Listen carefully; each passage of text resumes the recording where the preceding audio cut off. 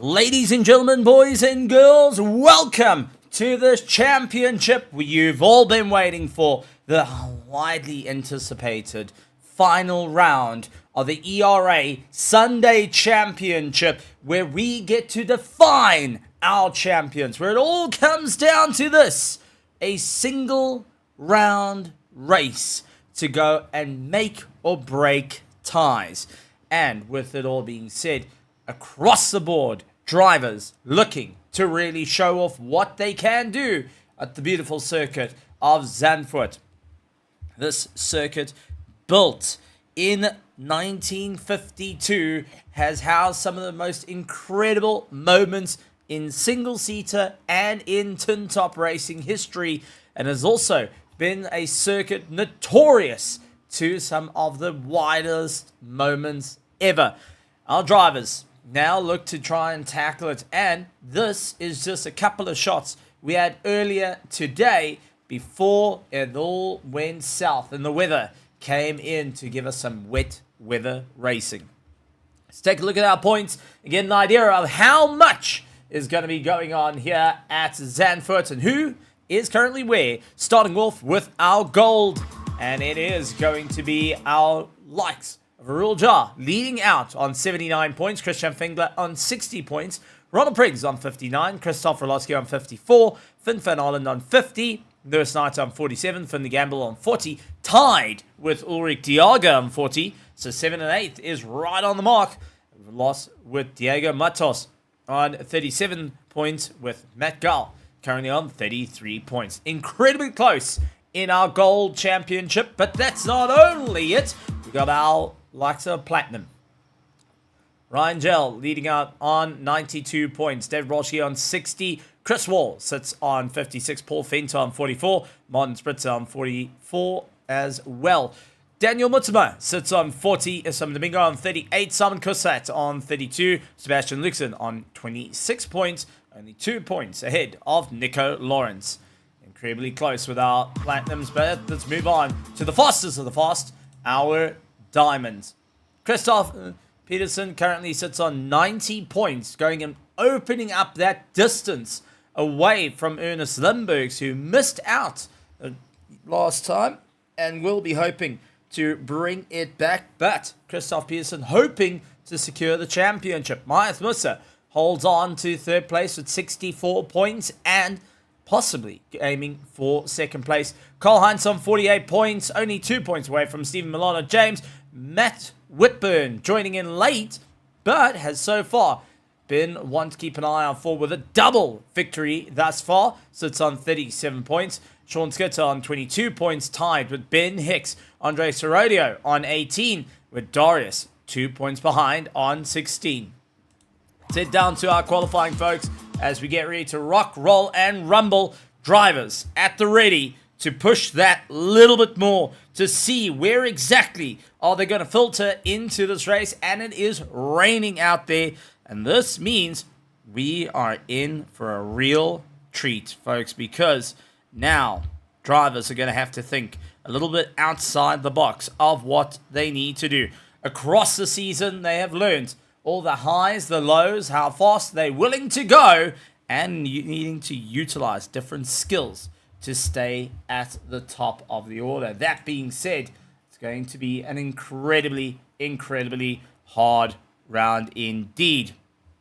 And each of the drivers are most certainly going to be feeling that pressure of what they need to do. A real job currently out on circuit, looking to put on the top platform, hoping to get the run away at the start of the race, and will be looking to try and maintain his lead into the championship. But under pressure, Paul Whitburn has come out fighting and swinging, trying to ensure that he's able to get right there towards the top, and will be aiming for a top run here tonight for our drivers to really start considering what they need to do for the race at hand. So always wonderful to have our different drivers. Then we have got Roger second place, Finley Gamble out there in third. Christian Fengler, after having some great times out in the gold division, getting a tank slapper with his BMW. He's got Ronald Priggs going and holding on to that 5th place. 6th, Ulrich Diaga, Finn Van Hollen, Matt Gall going and chasing them all down with his Nissan GTR. Lewis Knight, Diego Matos in 10th position, along with Nick Neville, last of our drivers in the gold division that has put a time on the board. A couple of times need to be put on the board is Federico Calgero and Christoph Rolotsky. Still needing to get a time up on the board to bring them into the top 10. And it's going to be a real job with the quickest lap time of 141. And Christoph Rolotsky jumps up into 3rd place with a 141.370. Right behind Paul Whitburn's 141.312. Matt fires back with a 141.437.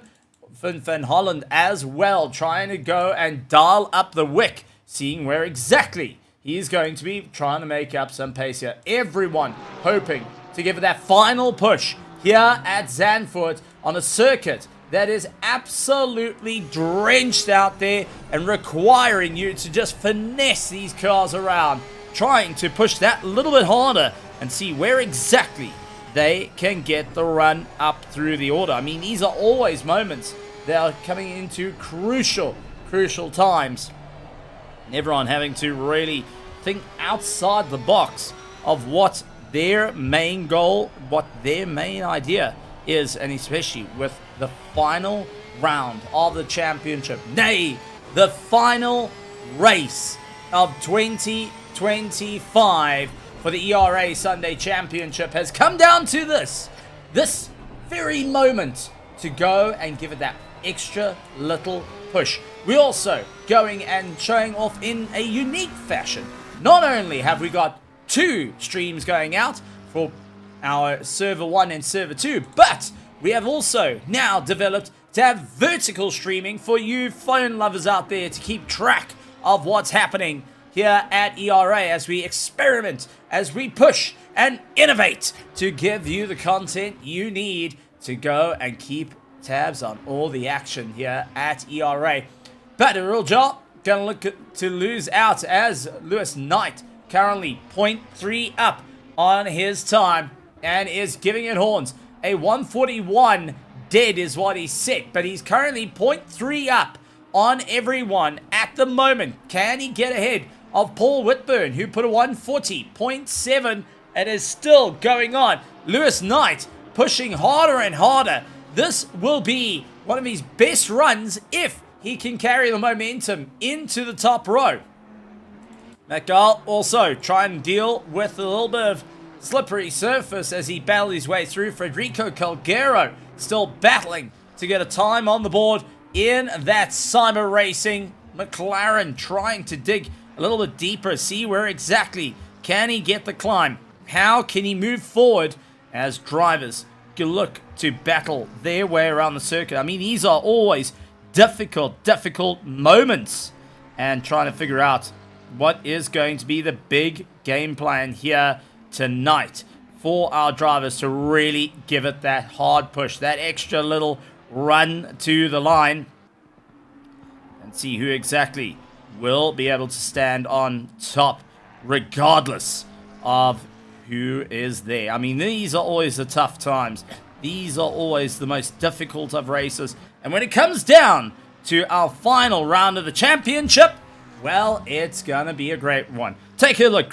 We got Crazy Stunts going and saying, "Hello, world," as he cheers on for the Griffin Sim Racing team that's going and putting in their efforts. And there's one of their drivers. Griffin Sim Racing is Ulrich Diaga behind the BMW, lying in 8th place at the moment, trying to make it all work for him before he sees the rest of his teammates charging out onto the circuit. Ronald Priggs currently up 0.4 on his time. Lewis Knight 0.4 on his time. Rolotsky 0.1 up on his time. So it does look like we might see a proper increase from our drivers in 27 seconds left of their qualifying. Our gold division going and booting across the line as Ronald Priggs, who puts himself out to the top with a Honda NSX. And what a run for him. The Black Lung Bandits going and putting their way to the top, ensuring that they can keep on going. Paul Whitburn trying to figure out what he can do. I see that Crazy Stunts, actually Jeff LaRue if I remember that. How's Jeff? Good to have you out there. And going and putting in that little bit of support as well. So, if you are joining us for the very first time and you're wondering what on earth our red borders are our gold division, our silver borders are our platinum division, and the white borders are our diamond division, the fastest of the fast. And that comes down to grading that drivers have been doing, and we have a license progression system here in the world of ERA. But with that being said, 10 minutes are done for our gold division, and we release our platinum division. And at the moment, we got Chris Wall keeping on to the back of Richard van Heed and trying to get that little bit more of a run as they're trying to get themselves up to check. The Track Tool team coming in with Martin Spritzer, hoping to go and get a bit more pace underneath him after last week's race and wanting to be part of the fight. Paul the Wall Feinter discovered which way to go back to the pits, it seems. Issam Domingo going and getting himself out on the circuit for the Project Vapor team, going and climbing up through the ranks. Followed a little bit further down, David Roth of the Fear the Bones driver, the American, looking to put the hammer down, and Daniel Mitsuma for the Proper Racing Yorkshire T colours, McLaren hoping to be at a top end here. So, time starting on the board, time to start getting those banker laps in. And David Brodsky not going and slowing up. The 701 Mustang hopes to be right at the top of the front and will be looking to take his way to the front of the pack. Always wanting to be within the first row of our main grid, not just of the Pro-Am, the Platinums. He wants to be in front of the Diamonds. Chris Wall from the Discal Nightmare Racing, trying to get a little bit more pace underneath him in the Aston Martin. But please note that the rain has settled, and this is now just a greasy circuit. So very, very different evolution that our likes of our golds have went through. Now our platinums have a little bit more grip underneath them. They also have a circuit that's starting to dry up. And when we get to our diamonds a little bit later, they're going to have the most optimum run for their qualifying. Ronald Piggs set a 140.5 to ensure his name is right at the top.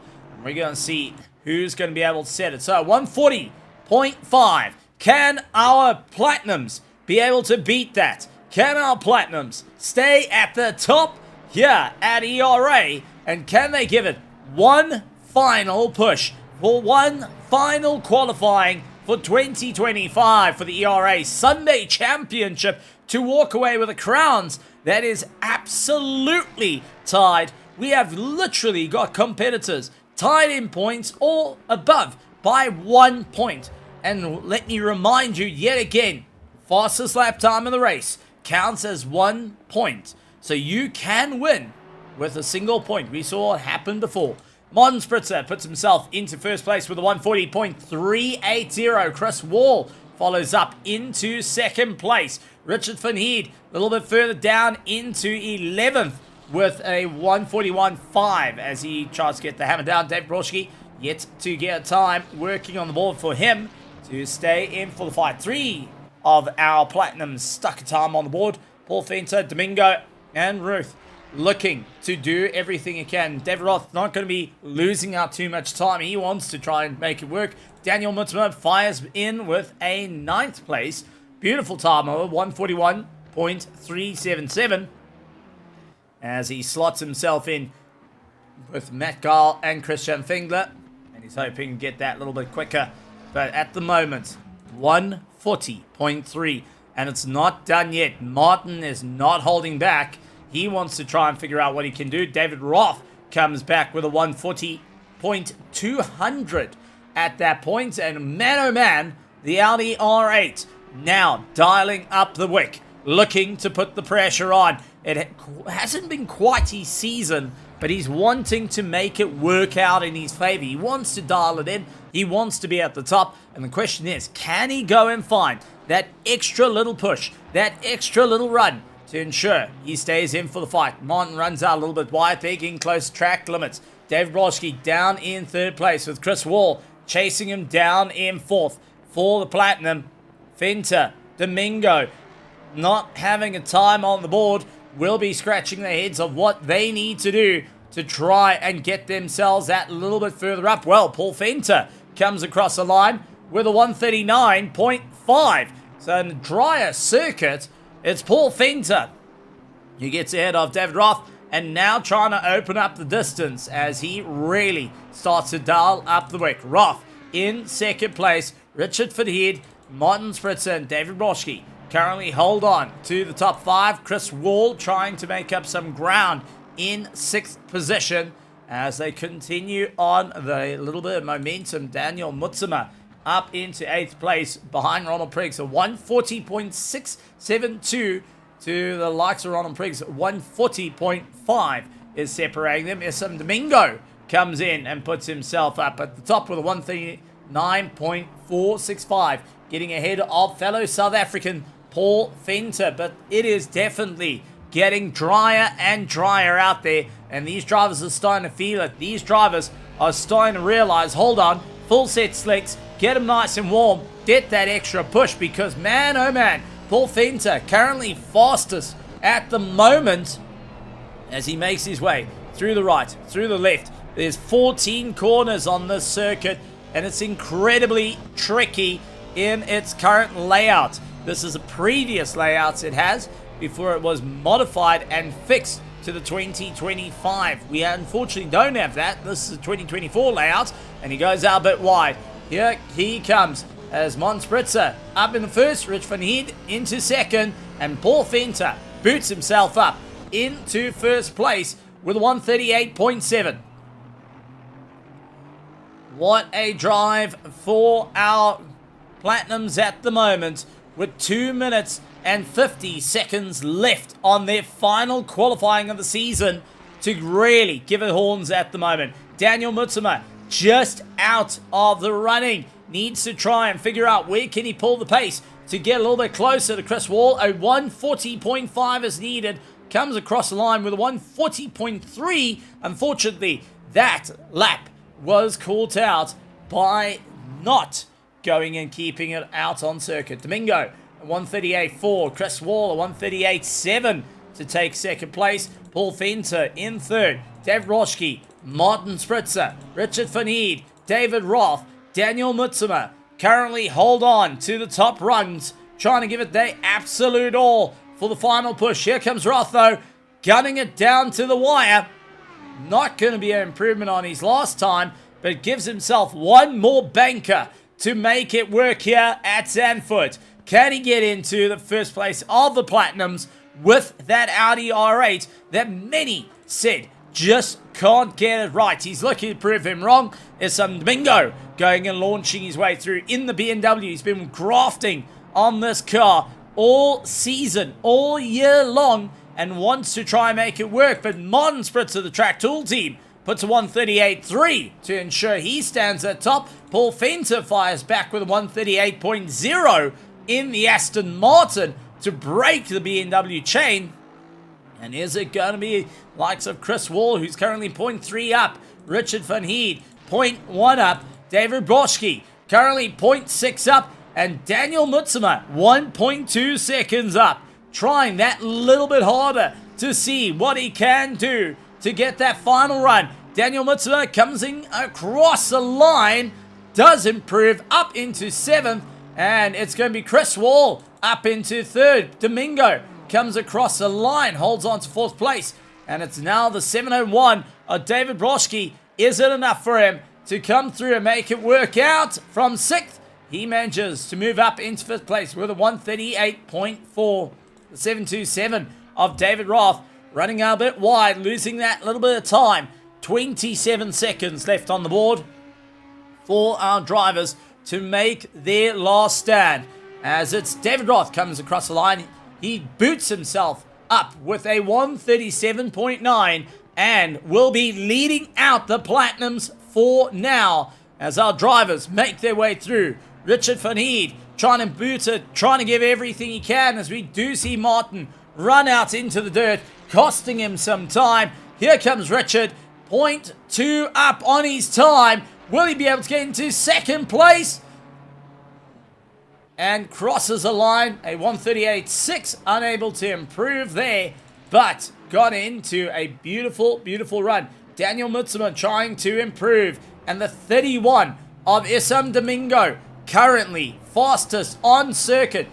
Can he move up towards the top? Here comes Daniel Mutsuma, proper racing all the way out from Japan, and looking to make it work out in his favor. Going out a bit wide, gets it on the power, gives it everything he's got, nails it to the line. Daniel Mutsuma, 0.8 from 8th place, moves up to 7th. He's going to be happy on that one. David Roth up into 2nd place. Chris Wall in 1st. Fenter in 3rd as drivers come across the line. Broski trying to improve as well. 0.8. He moves up into 1st place and keeps his foot firmly in it. The final of our Platinums was David Roth, who's currently 0.5 up, and the drizzle starting to come back down for our Diamonds. Not going to have a clear run, and here comes David Roth, cross the line with a 1:37.4.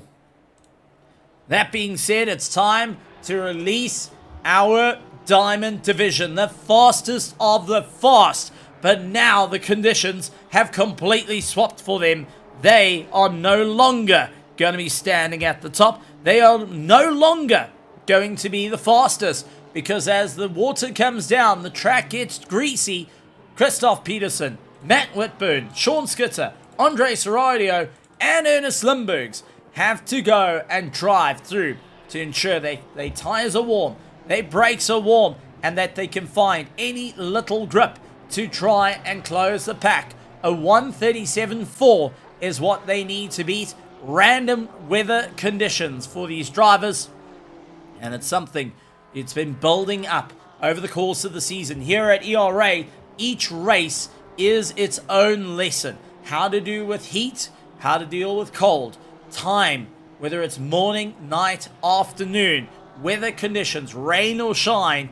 It is all about honing your skills, fundamentally going and dialing in the wick just for that final push, for this final round here at ERA, where it's absolutely everything on the line to make it work, to stand on top, to say that we are here to really make the impact. So Peterson, Whitburn, Skitter, Sorodia, and Limburgs have got a lot on their plate to try and keep ahead of the likes of our Platinums and Gold. So, that being said, Matt Whitburn leading out our Diamond division will be first to try and put his banker lap in. So coming across the line and now looking to make it work, gets up into 6th place. Ernest Limburg up into 11th as Christoph Peterson slings it into 1st place with a 1:37.9,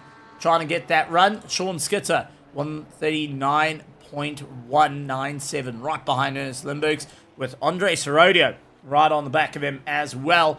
Drivers trying to feel out what can they do. It looks like the only ones out on circuit, Matt Whitburn, Limburgs, Skitter, Sorodio, trying to see where it goes. Matt Whitburn backs out. He's going to rather tow to pits. Limburgs is going to keep pushing. Sorodio is going to keep going. Skitter goes back to pits just because the rain's coming down. And our Diamonds are mixed amongst the Platinums and just ahead of our Gold division.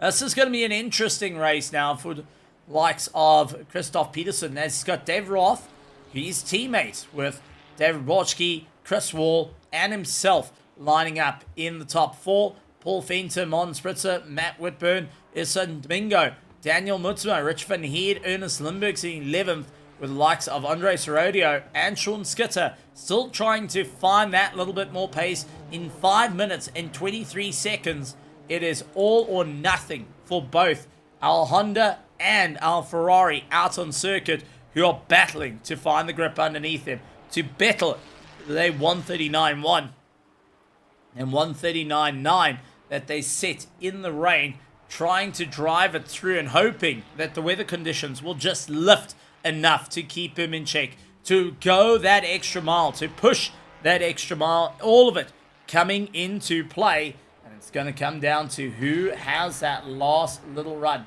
who's going to be able to stand at the top and say, my heavens, we got this. Who's got that final push here at ERA for the final race of the season?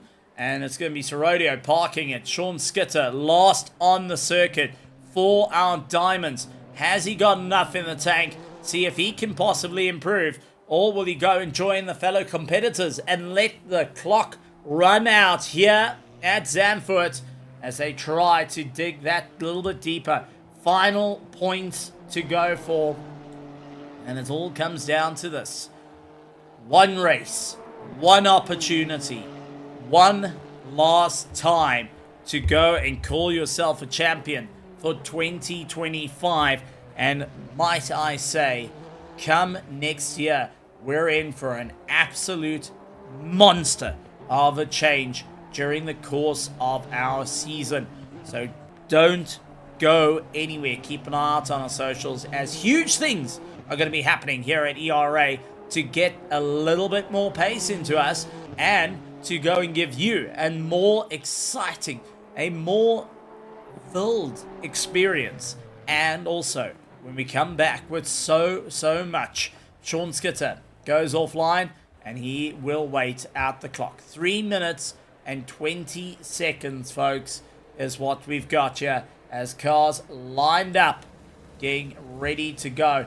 Everyone deciding that today, unfortunately, they will not be getting in their laptops, which means for the very first time, it is a front row lockout.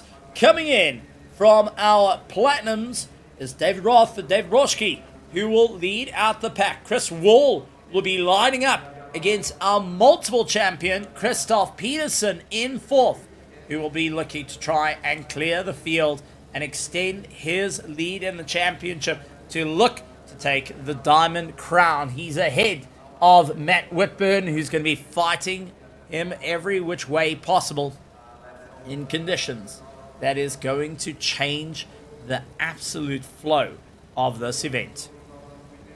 Hello, Steven. So, going to be a great stuff. And it looks like we have a interview. Christoph, welcome to the commentary box. We just saw you out and now, all of a sudden, you're not. Yeah, I mean, with the quali being cut a little bit shorter than usual, I thought I'd pay you a short visit before the race. Because I wanted to know your reaction to this grid, because this is huge. Like, this is going to be the most interesting race of the season easily, I think. Well, it's going to be a great one, I think, because it's for the very first time in ERA history, the Platinums are locking out the front row. You, as the current leader for the Diamond, how are you feeling out there? The conditions seem to be all over the show around a circuit that's quite unforgiving. What's your take? Yeah, we'll see what happens when the race starts, because no one knows what condition we'll start the race in, because it's like in-game, it's on another day. We're technically on Saturday right now, so everything can change. But yeah, it's going to be so interesting to see those 3 platinum drivers at the top, what they are going to do. I'm really looking forward to this. Now, being one of your favorite circuits, with some very stiff competition out there, Matt Whitburn looking to chase you down, not in the fight for the championship, but can drop the points a little bit. You have Ernest Limburgs, who's out on the track as well. Any concern for your championship? Any concern with your rivals out on circuit looking to go door to door with you? I mean, I'm already too far ahead in the championship because Ernest didn't race the last race. So this is just a one-off for me, basically, like just to close the season, just to try and maybe not make Matt win 3 in a row, because that would be the first time in ERA history too, if he manages that. So yeah, that's my job today. So one last push for 2025.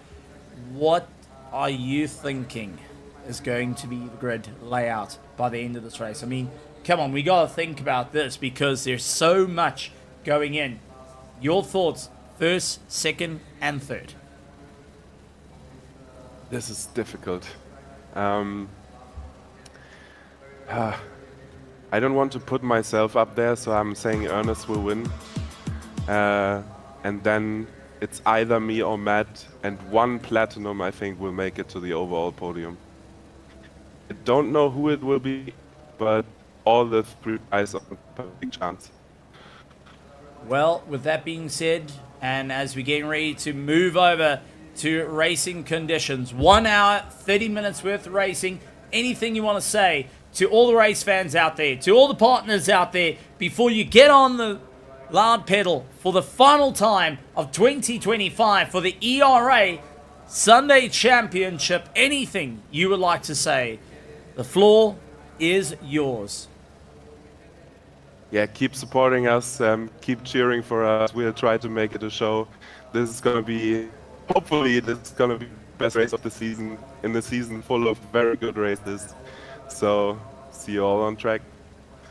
And a season to kick off 2026 is gonna be one to keep a very, very close eye on. Folks, if you're just joining us, a massive, massive welcome to you all. We've got Ruin Haneke coming and saying, let's go, Griffins, let's go, Ulrich Diaga, and good luck to Christoph Peterson. Well, I can tell you some of the chats that are happening in the pits at the moment. A couple of drivers saying, listen, there's going to be a few spins. We're looking to see if there's drive-thrus to go and close up the time and really get going. But if you're just joining us, welcome to ERA Sunday Championship. Welcome to Season 16. And welcome to the finale. The done, the dusted, the last round of the season. Championships are on the cards. And let me remind you of how it's looking, because man oh man, we're in for a treat. Kicking off with our gold division. It is Arul Joe on 79 points, Christian Fingler on 60 points, Ronald Priggs on 59 points, Christoph Rolotsky on 54, Finn Van Holland on 50, Lewis Knight on 47, Finley Gamble on 40, Ulrich Diago on 40, Diego Matos on 37, and Matt Gull currently sitting on 33 points. Moving on to our platinum, and it is Ryan Gell with 92 points, David Roschke on 60, Chris Wall on 56, Paul Fenter on 44, tied with Mon Spritzer on 44 points, Daniel Mutsuma on 40 points, Isam Domingo on 38, Simon Kusan on 32, Sebastian Luxon on 26, and Nico Lawrence sitting on 24 points. And moving over to our diamonds, we have got Christoph Peterson on 90 points, Ernest Lindbergs on 65 points, Maeth Musa on 64 points, Cole Heinz on 48, Steve Milan James on 46 points, Matt Whitburn on 37, Sean Skitter on 22, Ben Hicks on 22, Andres Herrera on 18, and Darius sitting on 16.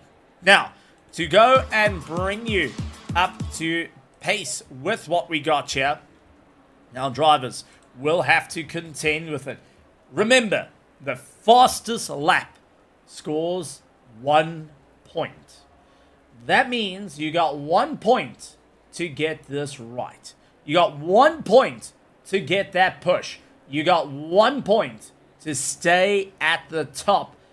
And this is where we get ready to rock, roll, and rumble around a circuit that is synonymous for some of the hardest racing out there that you can experience. And if you're just joining us for the first time, we do have success penalties. So, how does the success penalty work? Well, let's give you a bit of a rundown. It is 15 seconds if you came first in the last race, 10 seconds if you came second, and 5 seconds if you came third. That is to help bring the grid a bit closer to one another and makes you think outside the box. So, David Boschke sits with 10 seconds, Chris Wall with a 5, Christoph Peterson with a 10, Matt Whitburn sitting with a 15. Now, we do have a bit of a problem when it comes to causing trouble, and our stewards find out who you are. As Arul Jar, who's leading out the championship, now sits with 35 seconds added to his time to deal with. Lewis Knight with a 15, Christian Fingler with a 10, and Federico Colgero sits with a 15. So a couple of drivers getting that absolute trouble causer, and now having to find their way through. And late entrant coming onto the grid, Sebastian Lucasen, looking to join in the fun for the final round. Last time out, we saw Matt Kyalami This time, we get to see him on the final round here at Zandvoort, making a 27-car grid lined up and ready to go.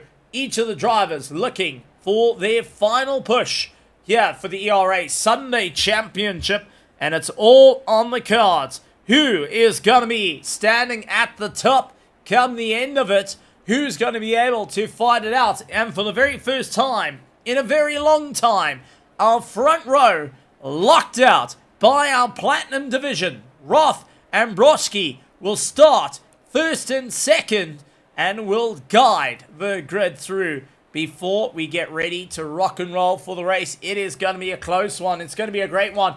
And to make even more history here at ERA, it's for the first time we're coming out to you not only on just our standard broadcasting here on ERA, but we also going out live on shorts as well. So we're going on vertical and on our normal stream, so you can keep an idea on all the amazing action here at ERA as we look to go and push that a little bit more live and in charge. So, geared up, ready to go, ready to stand on and stay at the top. Who is going to be able to fight their way to the top? Who is going to be standing shoulder to shoulder here at ERA as the rain falls down? No one knew what these conditions were going to be. No one knew whether we're going to get rain, shine, any of it. And now we get to see it all as it starts to pour down even further as they battle to go. So, ladies and gentlemen, boys and girls, for the very last time this season, for the very last time of 2025, for the ERA Sunday Championship, please stand with me and go and say hello to your grid as they make their way through the ERA Sunday Championship, the final round. It is David Roth in first place, David Boschke in second, Chris Wall, Christoph Peterson, Paul Fenter, Martin Spritzer, Matt Whitburn, Issam Domingo, Daniel Mutzma, and Richard Van Heet. Rounding out our top 10, Ernest Lindbergs, along with Sean Skitter, Andre Sorodio, Ronald Priggs, Paul Whitburn, Merle Jar, Lewis Knight, Finn Van Hollen, Christoph Rolotsky, and Christian Fingler. Round out our top 20, Matt Gall, along with Ulrich Diaga, Federico Calgero, Finley Gamble, along with Diego Matos, Nick Neville, and rounding out the pack goes to Sebastian Lucasen. And do my eyes deceive me? Was that Finley Gamble? Yes, it was. Who is now into the pits. So Finley Gamble will be starting from pit lane. Good to see that he arrived. A little late to the party, but is around. As drivers make their way through. Pressure starting to build. A circuit to challenge.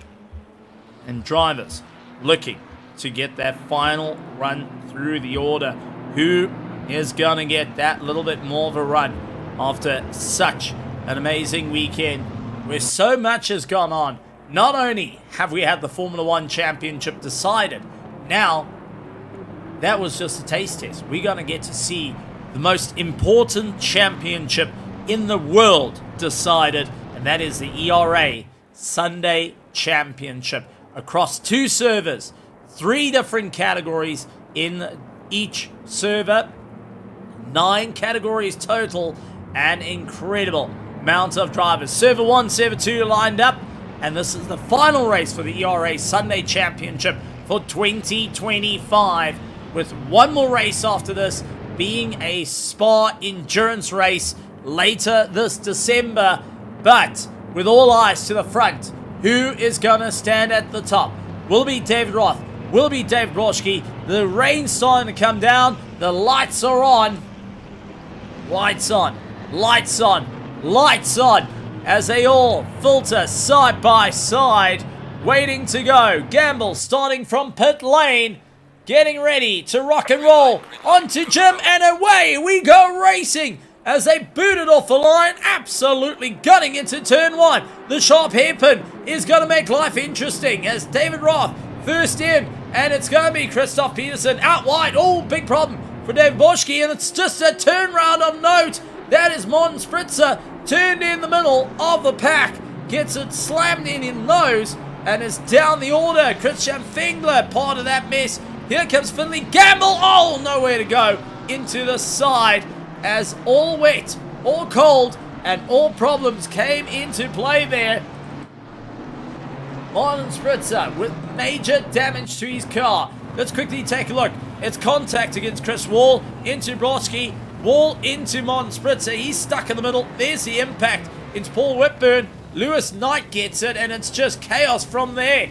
All getting turned around. Sebastian Luxon stopped dead, waited for everyone to go before he could even get his way back into this race. Unfortunately, a little tap from Chris Wall goes and causes the whole catastrophe to come into play. Ruljar also turned round a bit, trying to get himself going and fighting with the steering at the moment. Finley Gamble goes around the outside. He's also got a little bit of a ding against the door as Ernest Lindbergs and Chris Wall fight it out. Chris Wall holds back. The likes of Lindbergs runs him to the fringe of the circuit with Issam Domingo just ahead, and Wall unfortunately not able to carry the momentum through. Ernest Lindbergs, ooh, tank slapper coming through the right-hander, and that brings him right back to Chris. Domingo now tries to open up a bit of room, but it's Peterson in first, Roth in second, Domingo in third, and now Lindbergs versus Wall trying to find it out into T1 as they continue on. Matt Whitburn on the climb, back up through the order, has got Rodeo ahead of him. Sean Skitter trying to get a little bit more drive as each of our drivers trying to see what they can do. Martin Spritzer comes into the pits for some work to be done on his car. Part of the mandatory 2 pit stops that he needs to serve during the course of the race. It's going to be a bit of repair work. Matt Carr and Paul Fenter trying to battle out. Matt with a very second-hand looking Nissan GTR. It's got Ulrich Diaga all over the back of him. Try and see where they're going to work out there. Daniel Mutzmo along with David Brodsky fighting left and right. Lewis Knight all over the back of him. And Paul Whitburn as well, hanging on to the coattails, trying to figure out where can he get that little bit more of a drive and look for the inside line. Going to go for a late dive on inside Lewis Knight. Gets it hooked in. Lewis Knight with a terrible exit. Now as Finn Van Hollen comes through, and the Lamborghini just not quite having that drive to work out in his favour. Paul Fenter closes up the distance. Sean Skitter all over the back of Matt Whitburn as they do see Sorodio and Richard Van Heed from Project Vapor going and keeping each other busy, and Richard Van Heed not one to back down from fight. He will go and duke it out with his own teammate Andre Sorodio, who's got his mirrors full to the brim at the moment between the Porsches and the Honda behind him. Skitter wants to try and get on his way, but as they fight through, Rich Van Heed, currently lying 4th in the Platinum class, will be trying to hold his ground. Chris Wall, 3rd in the Platinum class. Issam Domingo and Roth holding on for the life for the top spots. It is Paul Whitburn along with Finn Van Hollen and Lewis Knight who will hold on to the top 3 of our gold division. Finn Van Hollen now looking to clear Lewis Knight, and does so up on the inside. It's all about the drive. The Good Smile Racing couldn't quite beat out the Windrush at the moment, and Paul Fenter trying to put his nose in, needs to try and clear these two as much as possible as he holds on to try make up some ground to the rest of his Platinum division. Good Smile Racing with that Hanumiku on the side, just not able to close down to the Windrush Racing of Finn Van Hollen. Some iconic colours on that Porsche, especially here at Zandvoort. That's going and battling out. Ernest Lindbergs trying to close up to some Domingo as they keep an eye on David Roth and Christoph Peterson starting to open up the distance. Now for Lindbergs, this is all about fighting for second place. This is all about giving that final shot. Christoph Peterson holds the fastest lap time of the race, 140.4. That is an extra point in the bag he needs for the championship to really get the hammer down. Matt Whitburn against Rich Van Heed now looks to the inside line, late on the anchors, couldn't quite get it to work out, and instantly had Sorodio trying to look for that pass right there and then. Richard going to be defending tooth and nail at the moment to ensure he holds his spot. They're fighting against Matt Whitburn all the way out from the Rainbow Sparkles Racing and going and finding out with his own father, who's a little bit further down the order after some carnage. So far, drivers have gone through the pits. Diego Matos, Mon Spritzer, Christoph Rolotsky, Christian Fingler. Oh no, that is Matt into the wall and takes a huge impact. What on earth happened to the 620 car as he tries to get himself going? Let's see if we can go back a couple of seconds and jump on board with him. So keeping it together, he's got the likes of Richard square in his sights, heading into turn 1. Absolutely giving it horns. Look to the inside, brake late, and just had to spiral out. Saw he wasn't going to make it, and rather threw himself off circuit instead of impacting another's race. A very clever move on his part to go and avoid further incident. However, the damage comes off on his car is going to be quite brutal. Ernest Lindbergh's trying to look around. Likes of Issam Domingo is trying to hold his line at the moment. Domingo holding on to 3rd overall. Does not want to lose out to likes of Lindbergh's as Chris Wall is starting to close up the gap, and that will be for 3rd and 2nd in the Platinum Division. So at the moment, Lindbergh's is that little bit of a buffer, but for how long can he keep going? Rich Fanine dealing with Sorodio and Sean Skitter at the moment. Paul Fenter keeps ahead of Lewis Knight as he closes up to Finn Van Holland. Sebastian Luxon, after a climb through the back, has got Matt Garl still out there with a lot of damage to the car. Ronald Briggs, the Black Lung Bandits, trying to come back at him, do everything he can to stay in for the fight. Ernest Lindberghs falls down behind Domingo. Can't quite find the grip as the rain still buckets down here at Zandvoort. There is no room for error. And at the moment, Domingo just holding a decisive charge. That BMW looking rather hooked up to hold its ground, and on a circuit that is so difficult to pass, you've got to play a little bit of follow the leader here to make it work out in his favor. And Lindbergh's just battling to try and keep it all into check. See where exactly it's going to be working out in his favor. Let's go on to the rear wing of Rich Van Heerd, having his own teammate of Andre Sorodio hunting him down, trying to see where he can get on by. Finn Van Holland dealing with Lewis Knight, and Matt Garl dealing with Ronald Priggs as it stands. Nick Neville has had a good climb up through the order. He's got Federico Calgero behind him, trying to go that a little bit deeper into this race. So at the moment, the only one that has done their first pit stop, and it's going to be Diego Matos early on doing his first pit stop. That was due to the damage on the car. He's going to be looking to try and do the recovery. They've got 2 mandatory pit stops that need to be served during the course of this race, as Whitburn takes the lunge up on the inside of David Boschke. He says thank you very much there, and now looks to try and close up to Sean Skitter and Sorodio ahead, who are in a fight at the moment with Richard Van Heerd currently being that little plug to bring them all together. Now, let's see if Sorodio will be able to clear the likes of Rich Van Heerd after seeing Matt Whitburn having no luck. Richard holds the inside line, goes back to center, hard on the brakes, swings it out wide, and it's going to be Sorodio nearly able to put his nose in on the inside into turn 1, had to slow down. That's allowed Sean Skitter to close up the gap. Yet again, Ernest Lindbergh's still fighting it out with Domingo. Take a look who's on the back of him.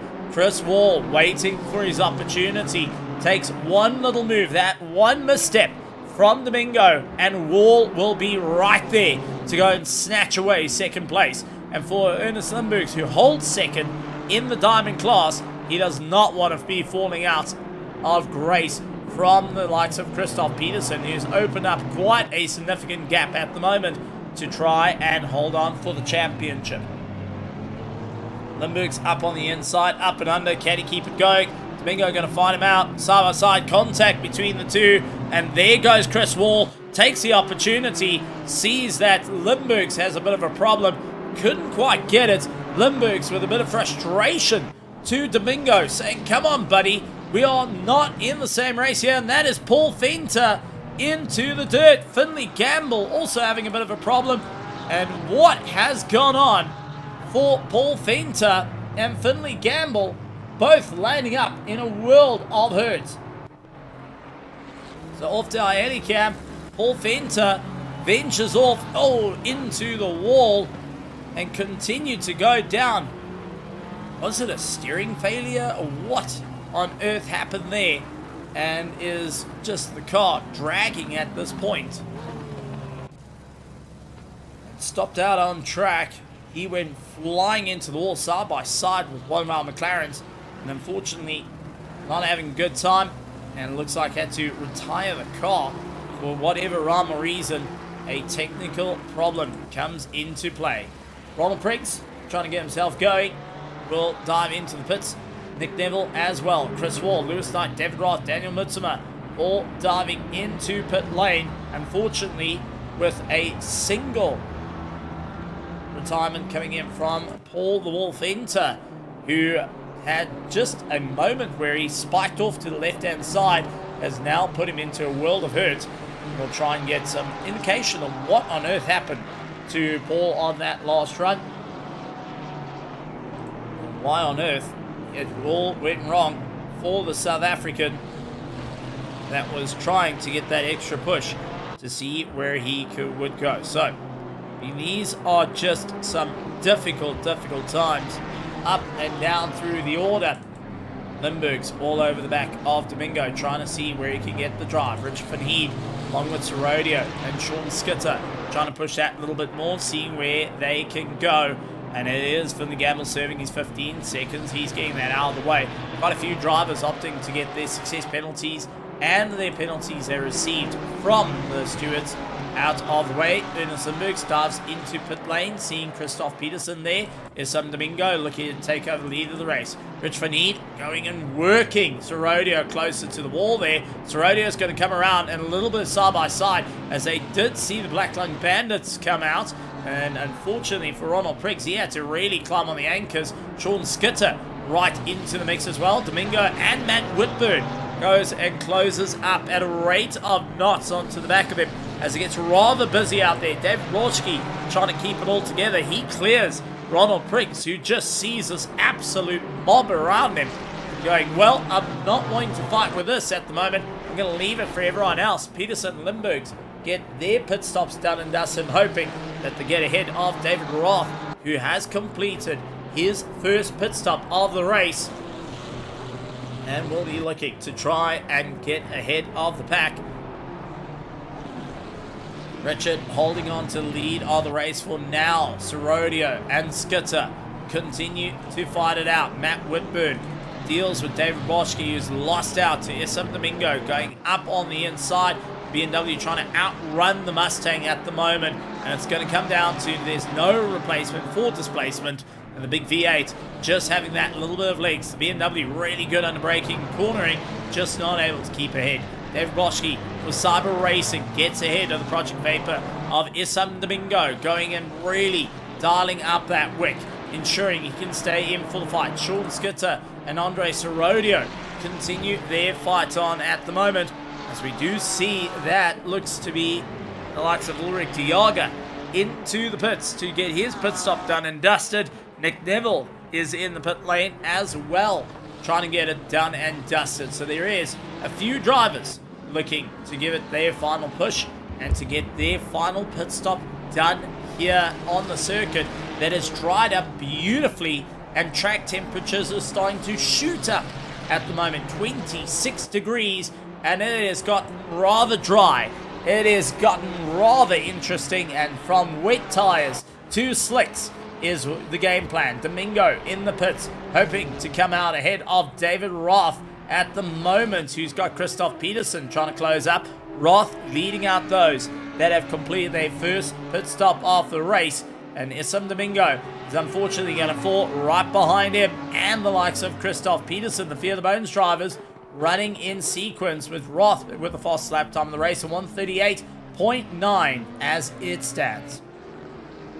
Ulrich Diaga in pit lane, fair amount of work being done to his car. So you see Domingo coming out of pit lane as well as they launch onto the circuit. There is Chris Wall immediately going and clearing Domingo. Sees Ulrich Diaga And then he's also going to have Daniel Mutsuma trying to close up the difference. Domingo fighting to try and clear the Griffin Sim Racing driver at the moment. Gets up on the inside, clears him there. And now he needs to put the hammer down to get a little bit closer. It's Chris Wall. Skitter, Serodio, Richard Fahid all fight out for first, second, and third overall, each in different classes. Richard leads out to Platinum, David Brodsky in second, and Sebastian Luxon currently holding on to third. Serodio, Skitter, and Whitburn currently hold on for first, second, and third of our Diamond. And it's Paul Whitburn, along with Finn Van Holland and Federico Calgero, that hold on for first, second, and third of our Gold Division. As we keep an eye on this three-way tussle for the overall lead of the race for Serodio to fight it out against Skitter. It is definitely a fight for first position in the Diamond class. Both drivers know what's on the line. Both drivers are able to get into the 38s. However, they've got Rich Van Heed, who is making life a little bit more difficult and ensuring that he controls the pace.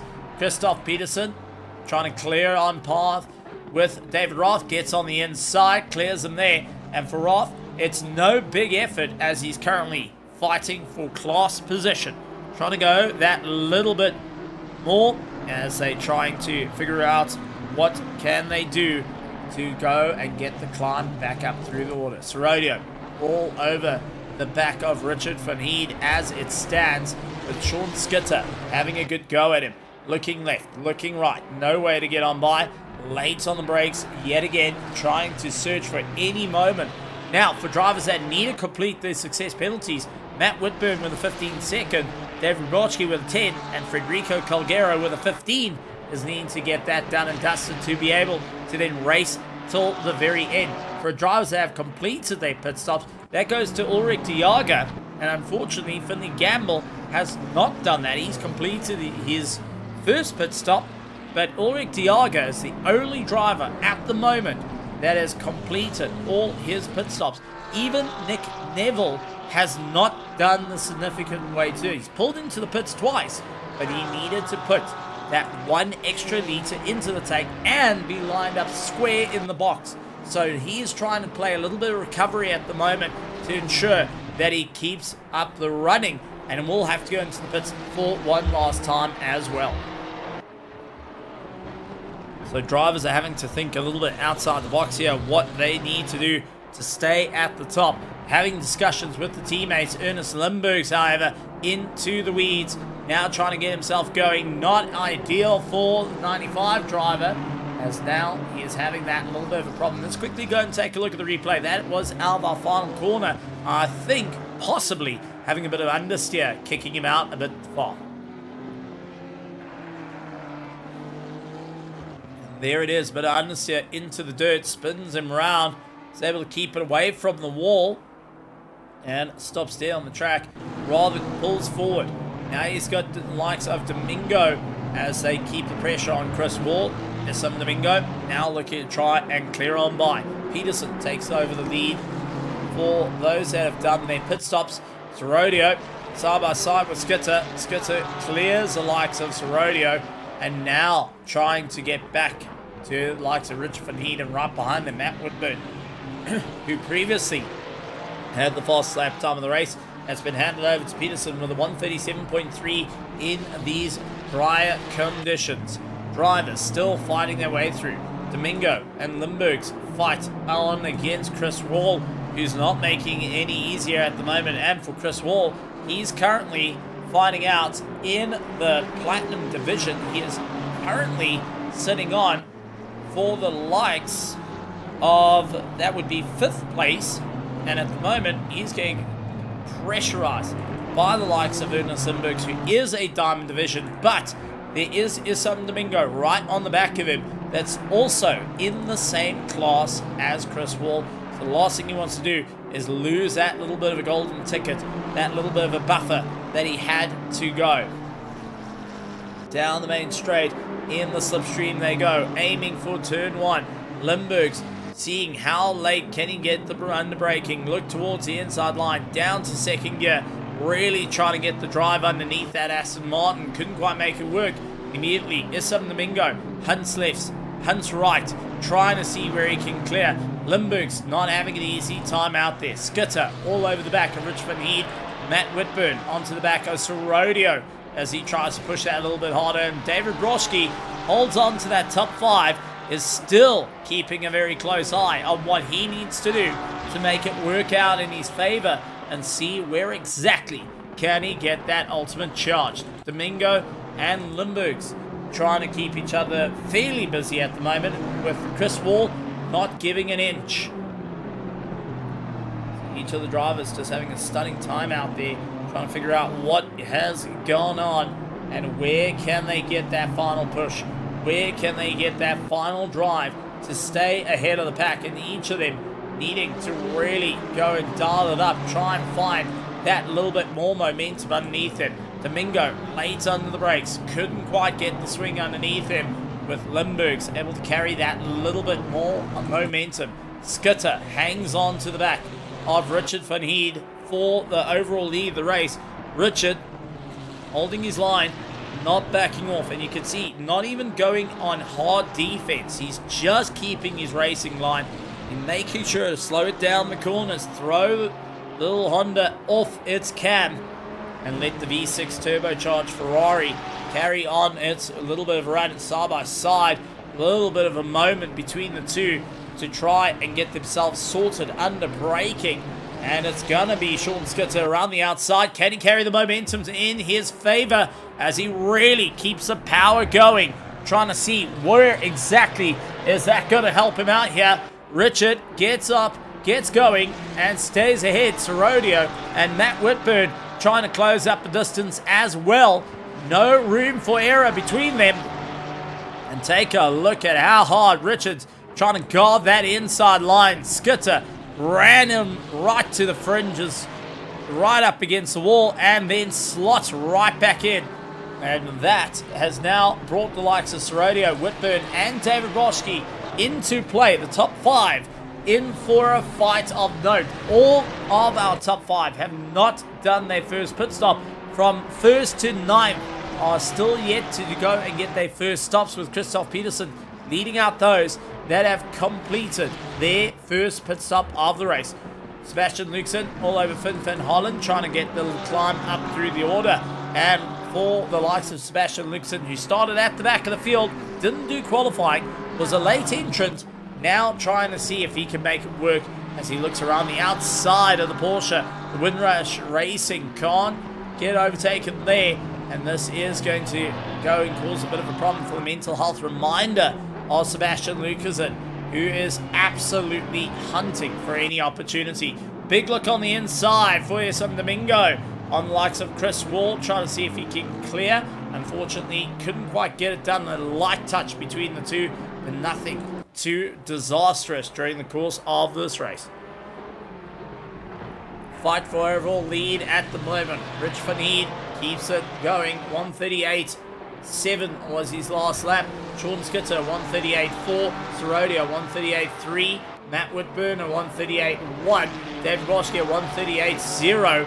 But you may be seeing the fast lap time of the race, but it comes down to how fast you can get on by. And this, once again, is going to be Richard's luck. He runs him to the fringes in contact. Yet again, there's the turnaround. One problem to the next. Rich van Heed into the wall, trying to save the car, and he is absolutely nicked against the wall. Sean Skitter took a little bit of a moment there. Sorodio, Matt Whitburn, and David Broschke continue on their drive, but one contact led to the next. Let's go quickly to our helicam and take a look.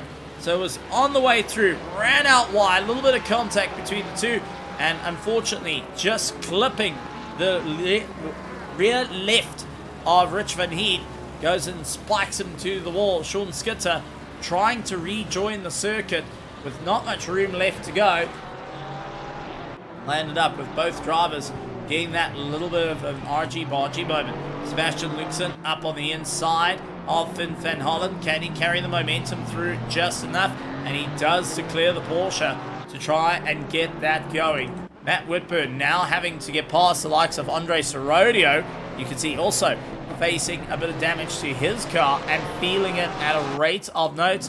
Domingo and Chris Wall little bit of argy-bargy between the two of them as they try to carry on with the race. So quite a few cars just too close for comfort and losing out that little bit of time trying to see where they go. Unfortunately, another retirement coming into play. So we're down to 25 cars left on circuit at the moment to give it that final little bit of a push for the final round of the championship. The final round of 2025 for the ERA Sunday Championship.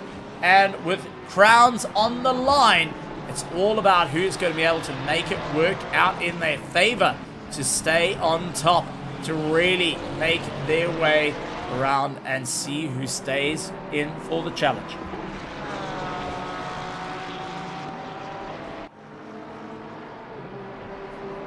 As Matt Whitburn hangs on the back of Sorodio, no room there.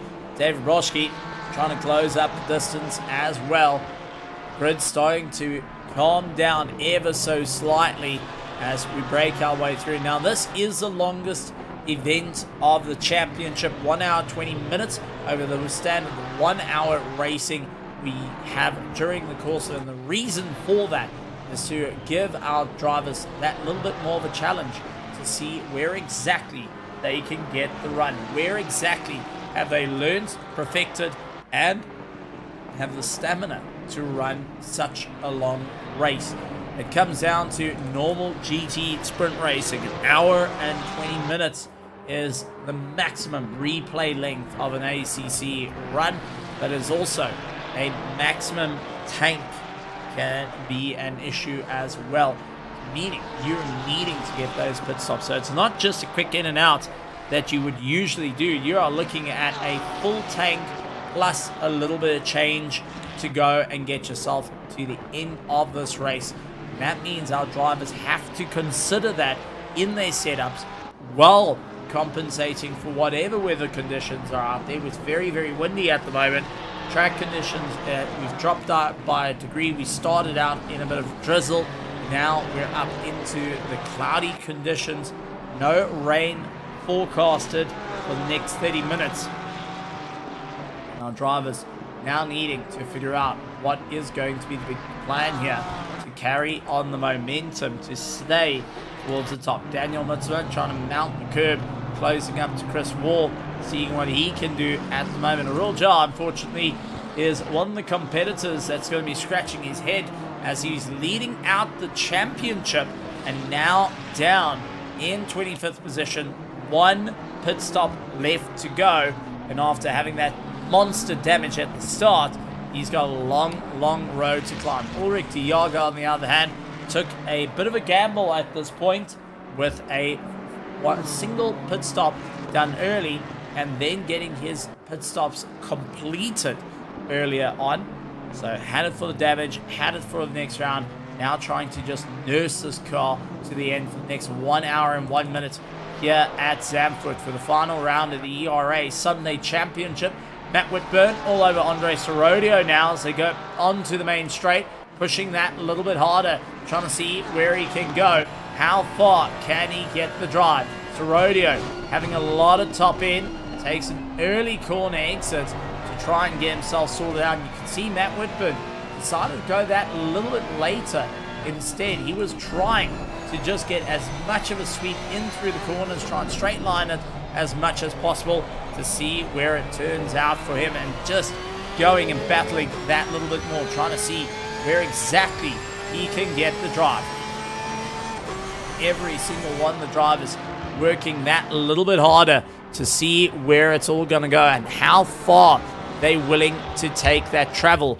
Where are they going to be fighting their way out around a circuit that is incredibly challenging? Remember, we've still got Matt Whitburn with a 15-second penalty he needs to serve. David Roschke with a 10-second, and Calgero sits with a 15-second. He still is yet to serve during the course of this race. The rest managing to serve their success penalties in their first pit stop, but now trying to see if they can make it work for the rest of the race, with Christoph Peterson, our current champion of the Diamonds, now needing just to finish. That's all he needs to do, is just finish, and he will be a multiple time champion yet again. And I would say this would be his 7th championship underneath his belt here at ERA and going to be smiling ear to ear on that run and looking to make it work out in his favor with his teammate Ernest Limburgs. If finishing in second place, will be able to hold second place in the championship and will be going and taking away a good haul of points, finishing second for 2025 in Season 16. So there's so much on the cards here for our drivers to really get that final push, to really try and get that sink in no matter what. It is game on, game to be played, and who is going to stand at the top here as they continue to fight on for the final round of the championship. Finn van Hollen into the pits, the Windrush Racing team, now trying to get his first pit stop done and dusted. The race that allows Christoph Peterson to get into 9th place and David Roth up into 10th. So Finn van Hollen going and taking the gamble and leaving our 8 drivers out on the circuit that are still yet to do their final stop. The closest of the fights is Rodio, Whitburn, and David Broschke currently on screen. You can see Matt Whitburn with that massive damage to his nose, trying to go and really push it that little bit more, trying to see where exactly he can make up some room. Last thing he wants to do is lose up too much time. So Rodeo holding the train back, saying, listen, I'm going to keep my line, I'm going to keep going, and Matt, you're going to have to follow me. Sean Skitzer's gone up ahead and has opened a 2.6 second gap to these two, and now look to try and make it work as we do see Sorodio diving into pit lane. Matt Whitburn up into second place, followed by David Broschke. Now, interesting enough, David Broschke, who leads out the Platinum, has got Rich Van Eed in second place and Sebastian Lucanson holding on to third place. Paul Whitburn holds on to the lead for our gold division with Federico Calgero, and Diego Matos a little bit further down currently holds on to that wonderful, wonderful third place in the gold division, trying to see if it's going to work out in his favor. So Soroda into the pits, gets overtaken by Peterson, slotting all the way through 3 seconds between Matt and Sean Skitter. David Broschke currently 1.3 seconds back. Sorodio leaving pit lane and now keeps his pace into 9th place. David Roth trying to close up in the Audi R8 and seeing if it's going to work out in his favor. Chris Wall and Daniel Mutsuma are the next of the fighters, trying to keep themselves out there. See where it's going to work out around the circuit. Daniel Mutsuma has been quite consistent in his pace, and going back, not last week, but the week before, in the Kyalami Endurance in Kyalami Endurance here at ERA, he was able to really put in some great time. So he's working on just pure consistency at the moment. Keep laying the pressure. Keep finding the little bit to go. Diego Matos for the Stunt Possum Racing team had a strong showing in the early parts of the championship. However, towards the latter, started having that little bit of a drop-off. Now trying to bring himself back. If he can hold on to the top 3 for the gold division, what a run it will be for him. What a run it will be for the team to try and walk away with quite an exciting run for 2025, especially the end of 2025 as we venture on looking towards 2026. So much is going to be happening here at ERA, and you want to keep an eye out on what is going to be going on. We have got some incredible events coming up next year. You got some charity events coming up next year, and so much more. Andre Sorodia up into 9th, goes in pit lane, so he's into 10th. David Roth gets a climb up over Sorodio at the moment. And Roth continues on the drive. A little bit of a ding to the nose of that car, and he's just trying to drive it through. A good couple of seconds, about 1 or 2 seconds worth of damage for a little bit of a nose rub, but that's easy to do, just to scrape against the wall, that little bit of a bump against someone else as they try and get themselves going. Stop go 30-second penalty coming in for Andre Sorodio for speeding in pit lane, and that is going to absolutely send him down the listing.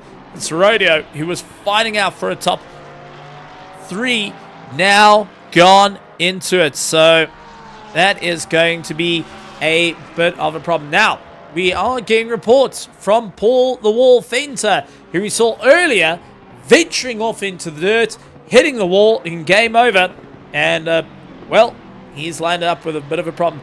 So let's see if we could possibly try and convince Paul the Wall Fenter to come and have a chat to us in commentary to give us a bit of an idea of what on earth happened to him. He was on the climb. He avoided the death, partially, at the start of the race, but unfortunately had to retire the car. And we'll see if we could try and get him inside the commentary box to try and give us a little bit of a chat of what on earth happened to Paul Fenter of Logistical Nightmare Racing, who has been one of our championship fighters for the season. And it looks like it was game over for now. So we'll hold on for that. But far as we are getting reports, it was because of a family emergency. And unfortunately, that means they had to retire the car due to the family emergency. It's all under control now. But that is a championship that has taken an absolute beating. Christoph Peterson and Federico Calgero going at one another out on circuit, with Christoph with the fastest lap time in the race, currently looking to retain that one on his car. Will be trying to figure out what is going to be the best move here. How far can they go? Federico Calgero not making it an easy overtake at the moment. He's going to try and work it a little bit longer, see if he can try and hold Christoph Peterson at bay, who is just driving right up against that rear, trying to see if he can keep up that little bit of momentum to see where exactly can he clear on by without affecting the race. And I know that it can be rather frustrating. Calgero, who's a gold driver, getting to show what he can do, now just needs to give a little bit of room. He waited for the main straight to give some form of spacing. Deep to the inside wall, and there's the swing through. So waited to get past the tricky section of the circuit, which, fair enough. Last thing you want to do is go and land up trying to fight it out, moving offline. That can venture off into the dirt and landing up with a bit of a knock against the car. Decided that he's going to rather give some room. Let's have a chat to Paul the Wall and Logistical Nightmare Racing driver. Paul, welcome to the commentary box. Not quite the way that we expected to have a chat with one another. What on earth happened? Give us a bit of an explanation. You were on for the drive. You landed up in the T1 chaos, and next minute, you're into the dirt, you're into the wall, and retiring the Aston Martin. Yeah, so, you know, they say have kids. Apparently it's fun. Apparently, you know, it's like all is great. Well, my daughter decided to grab the German Schumacher flag that's on my trophy cabinet, and she pulled the whole trophy cabinet over. So I literally dived out of the rig when I heard a loud bang, and next moment I've got a whole bunch of trophies and everything falling over, and a 3-year-old standing with a flag in her hand. So that's how that ended instantaneously. A bit of exciting times nonetheless. But Paul, with that being said, you've been in this championship fighting with these competitors. We've seen you in the fight with Sebastian Luxon. We've seen you in the fight with many others. Taking a look at, one, are we going to see you back in the car to see the end of this race? 51 minutes to go, or is it that's it for the Paul the Wall Fenter for 2025? Yeah, no, I'm done for now. Sitting here next to the kiddo, she's quite shook up after everything went clattering into the floor.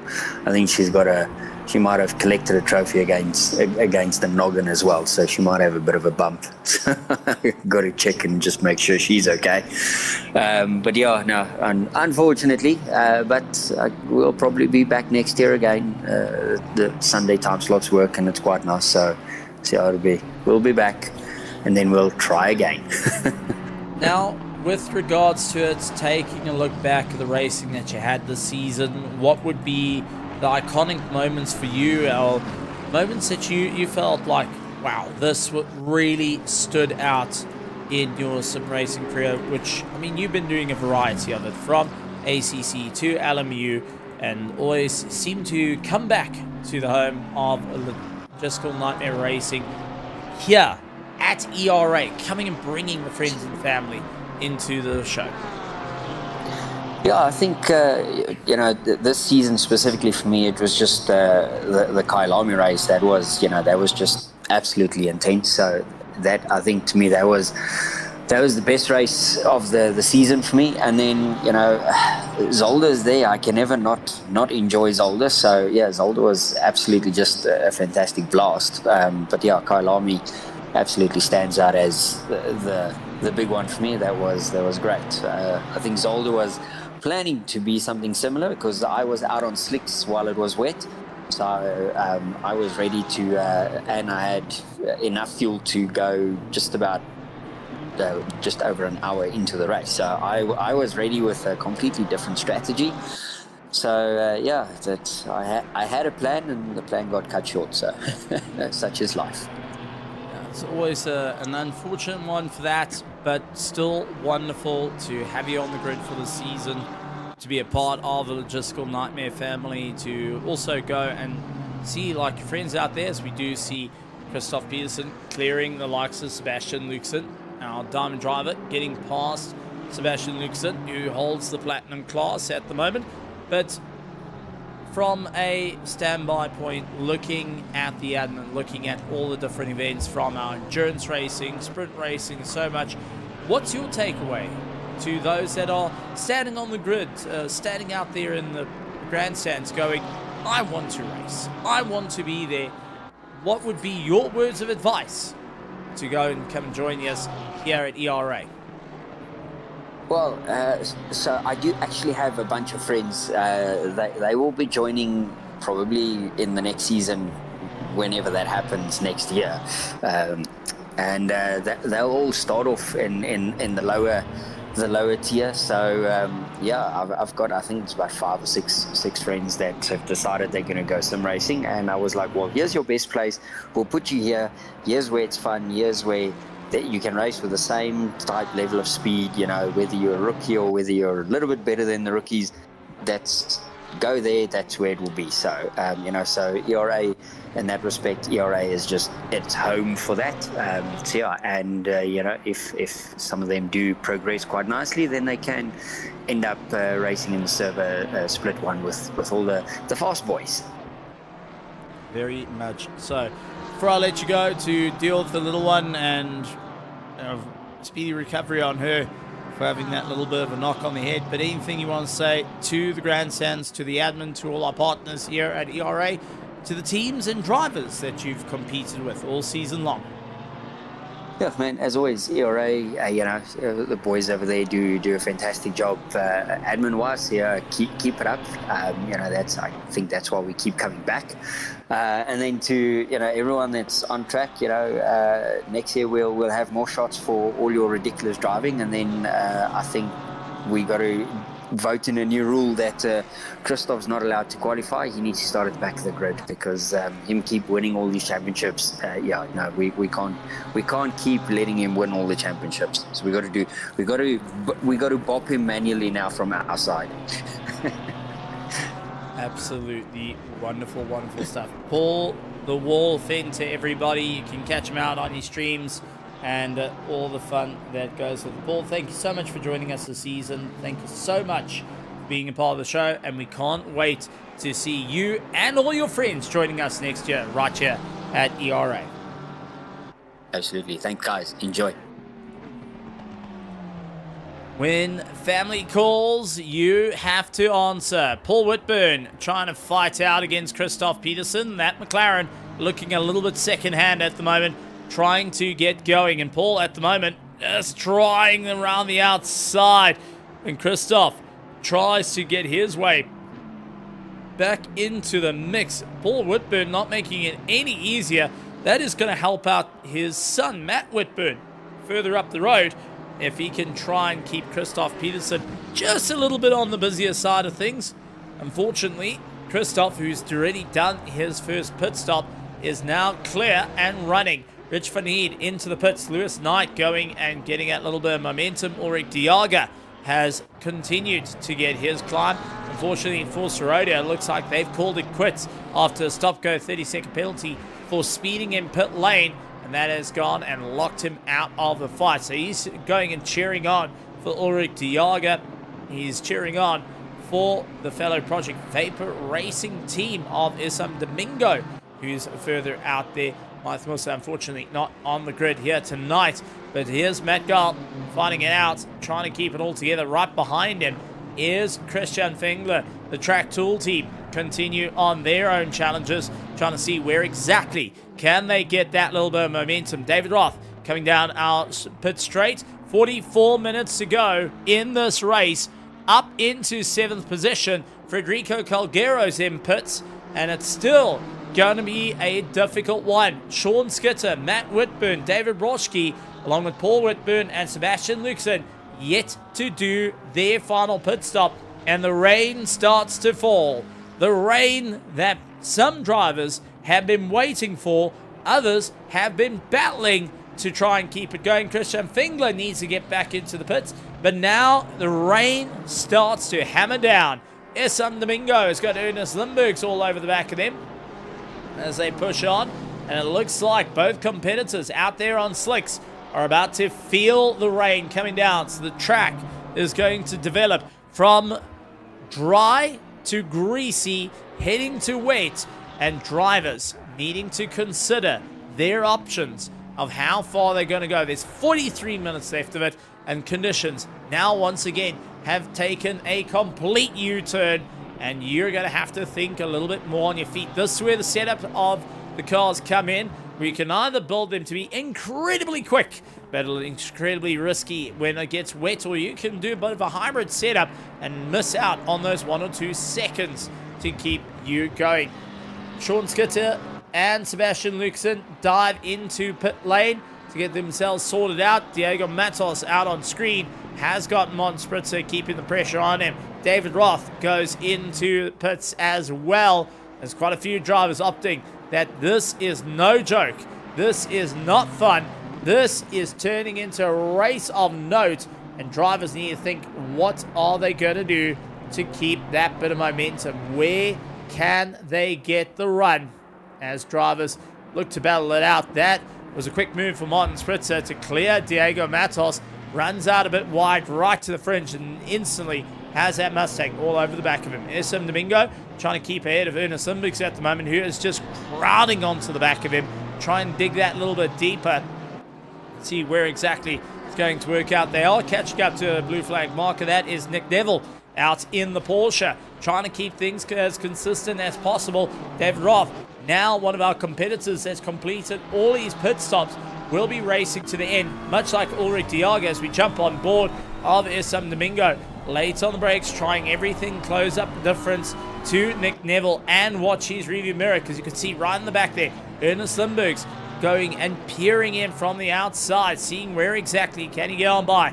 Nick Neville, who is down in 20th position, will all of a sudden now start to try and figure out what he can do. Martin Spritzer in 9th position, a little bit on the wider side. Diego Matos trying to come back at him, and he is just trying to focus on the drive. What's going to be the best game plan here, as we do see Diego getting a little bit out of shape, trying to keep himself going, and we do have contact between cars. Domingo and Ernest Limburgs had a little bit of it coming together, and that has allowed Nick Neville to slide in between them. Rich van Heerd going and having one with Chris Wall. A little bit of a rub between the two of them tells a story, but take a look at this. Rich van Heerd, Christoph Rolowski, Ronald Priggs, Nick Neville, Matt Gall, Christian Fengler still needing to do 2 more stops. They are needing to get into the pits. Lewis Knight has completed all these pit stops. Rich van Heerd, who's now gone up ahead of him, needs to do his pit stop. Christoph Peterson, Whitburn, both Paul and Matt need to do their final stops.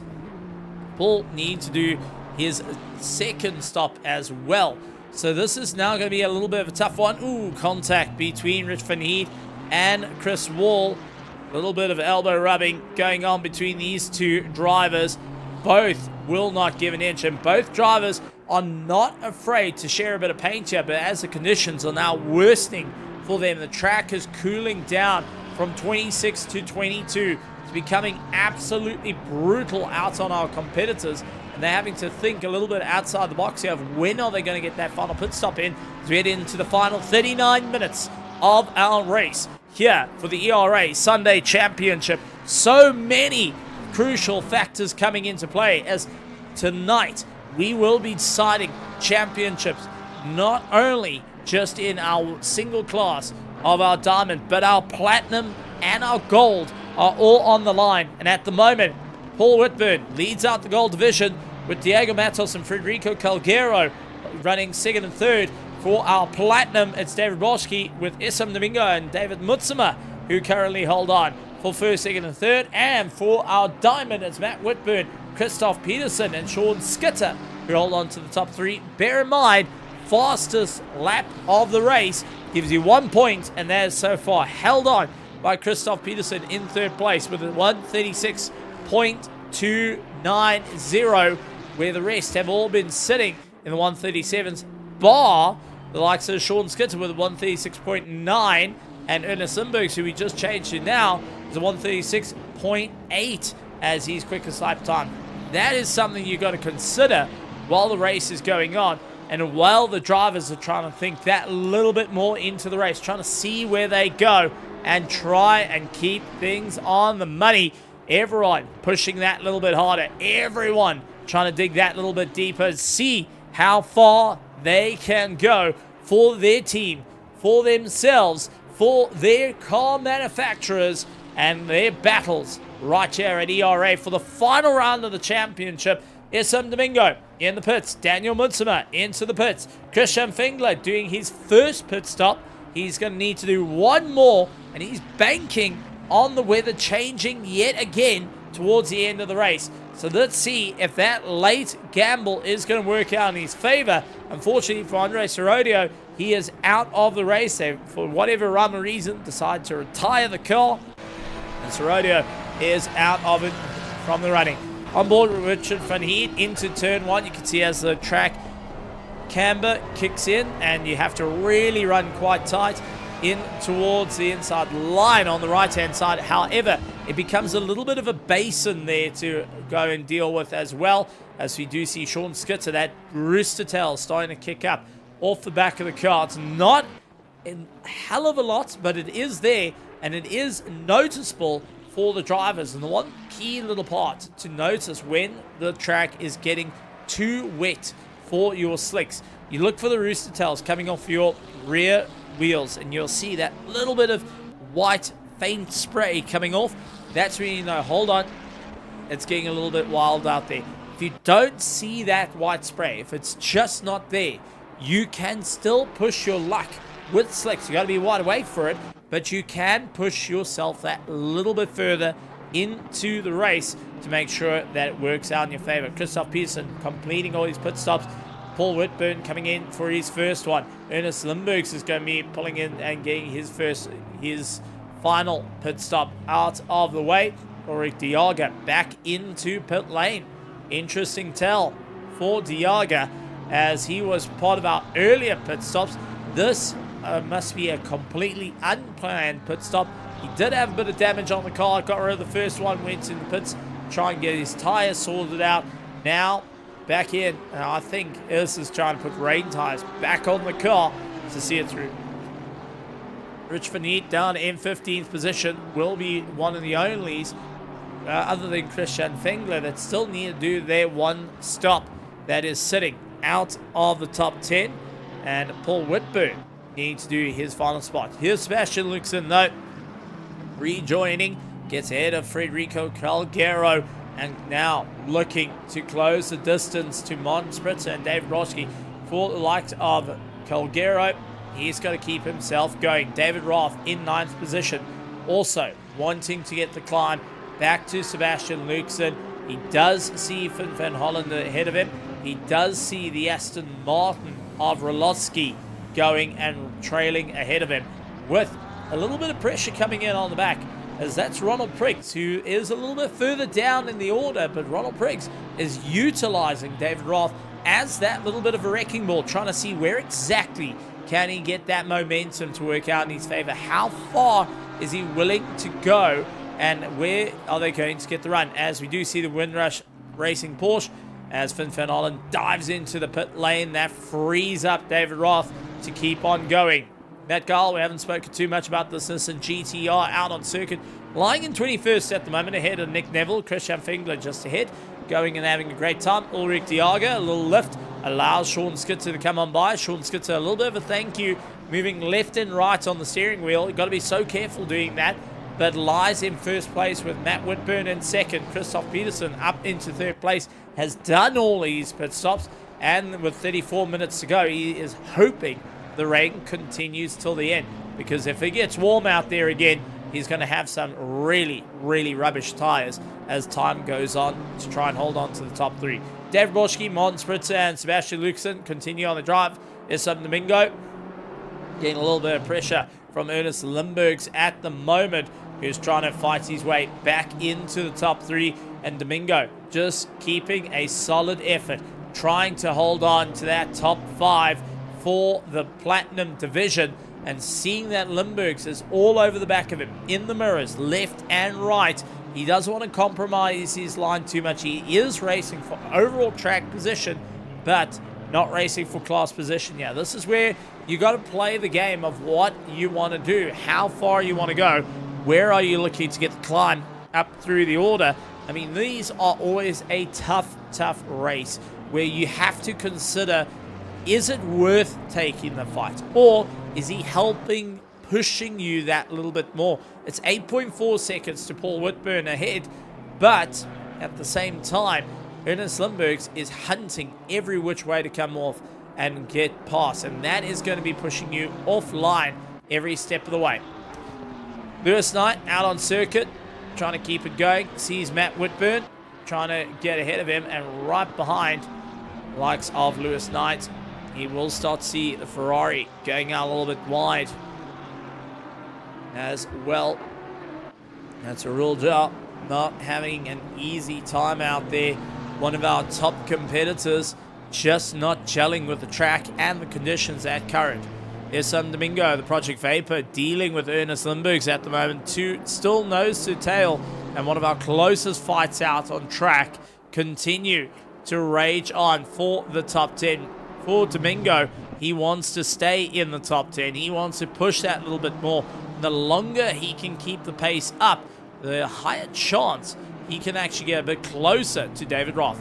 Well, it's a huge look in for the likes of Ernest Limburgs, and you can see on the steering wheel a bit of a frantic moment coming in from Domingo, and an easier moment coming in for Ernest Limburgs. Now that he's got a little bit of breathing room to play, the Honda up and down through the gears and gently on the throttle, not wanting to go too far and really go for a hard push. He's deciding to rather just feed the throttle through. They will catch up to Lewis Knight. He's out there in the Good Smile Lamborghini, just trying to keep it all to going, and that means that Lewis Knight now has to cast his eyes to the mirrors and see where exactly these two are going to come at him, because they're going to mob him, and he's already trying to close a 5-second deficit to Finn van Hollen and try and get a little bit closer to Diego Matos, who currently hold on for 3rd and 4th place in the gold division. Diego Matos minds out of the way of Sean Skitzer as they keep himself going. So talking about the drivers just trying to source themselves out, Mon Spritzer into pit lane now drops down to 11th position. He will be going and absolutely chomping at the bit to get back out onto the circuit, getting his final pit stop done and dusted. Sean Skitzer in towards the dirt, not ideal circumstances, and feeling that little bit of drive falling away on him. He's got to be so careful not to be caught out. Diego Matos looks to the inside line and looks back as Mon Spritzer exits pit lane.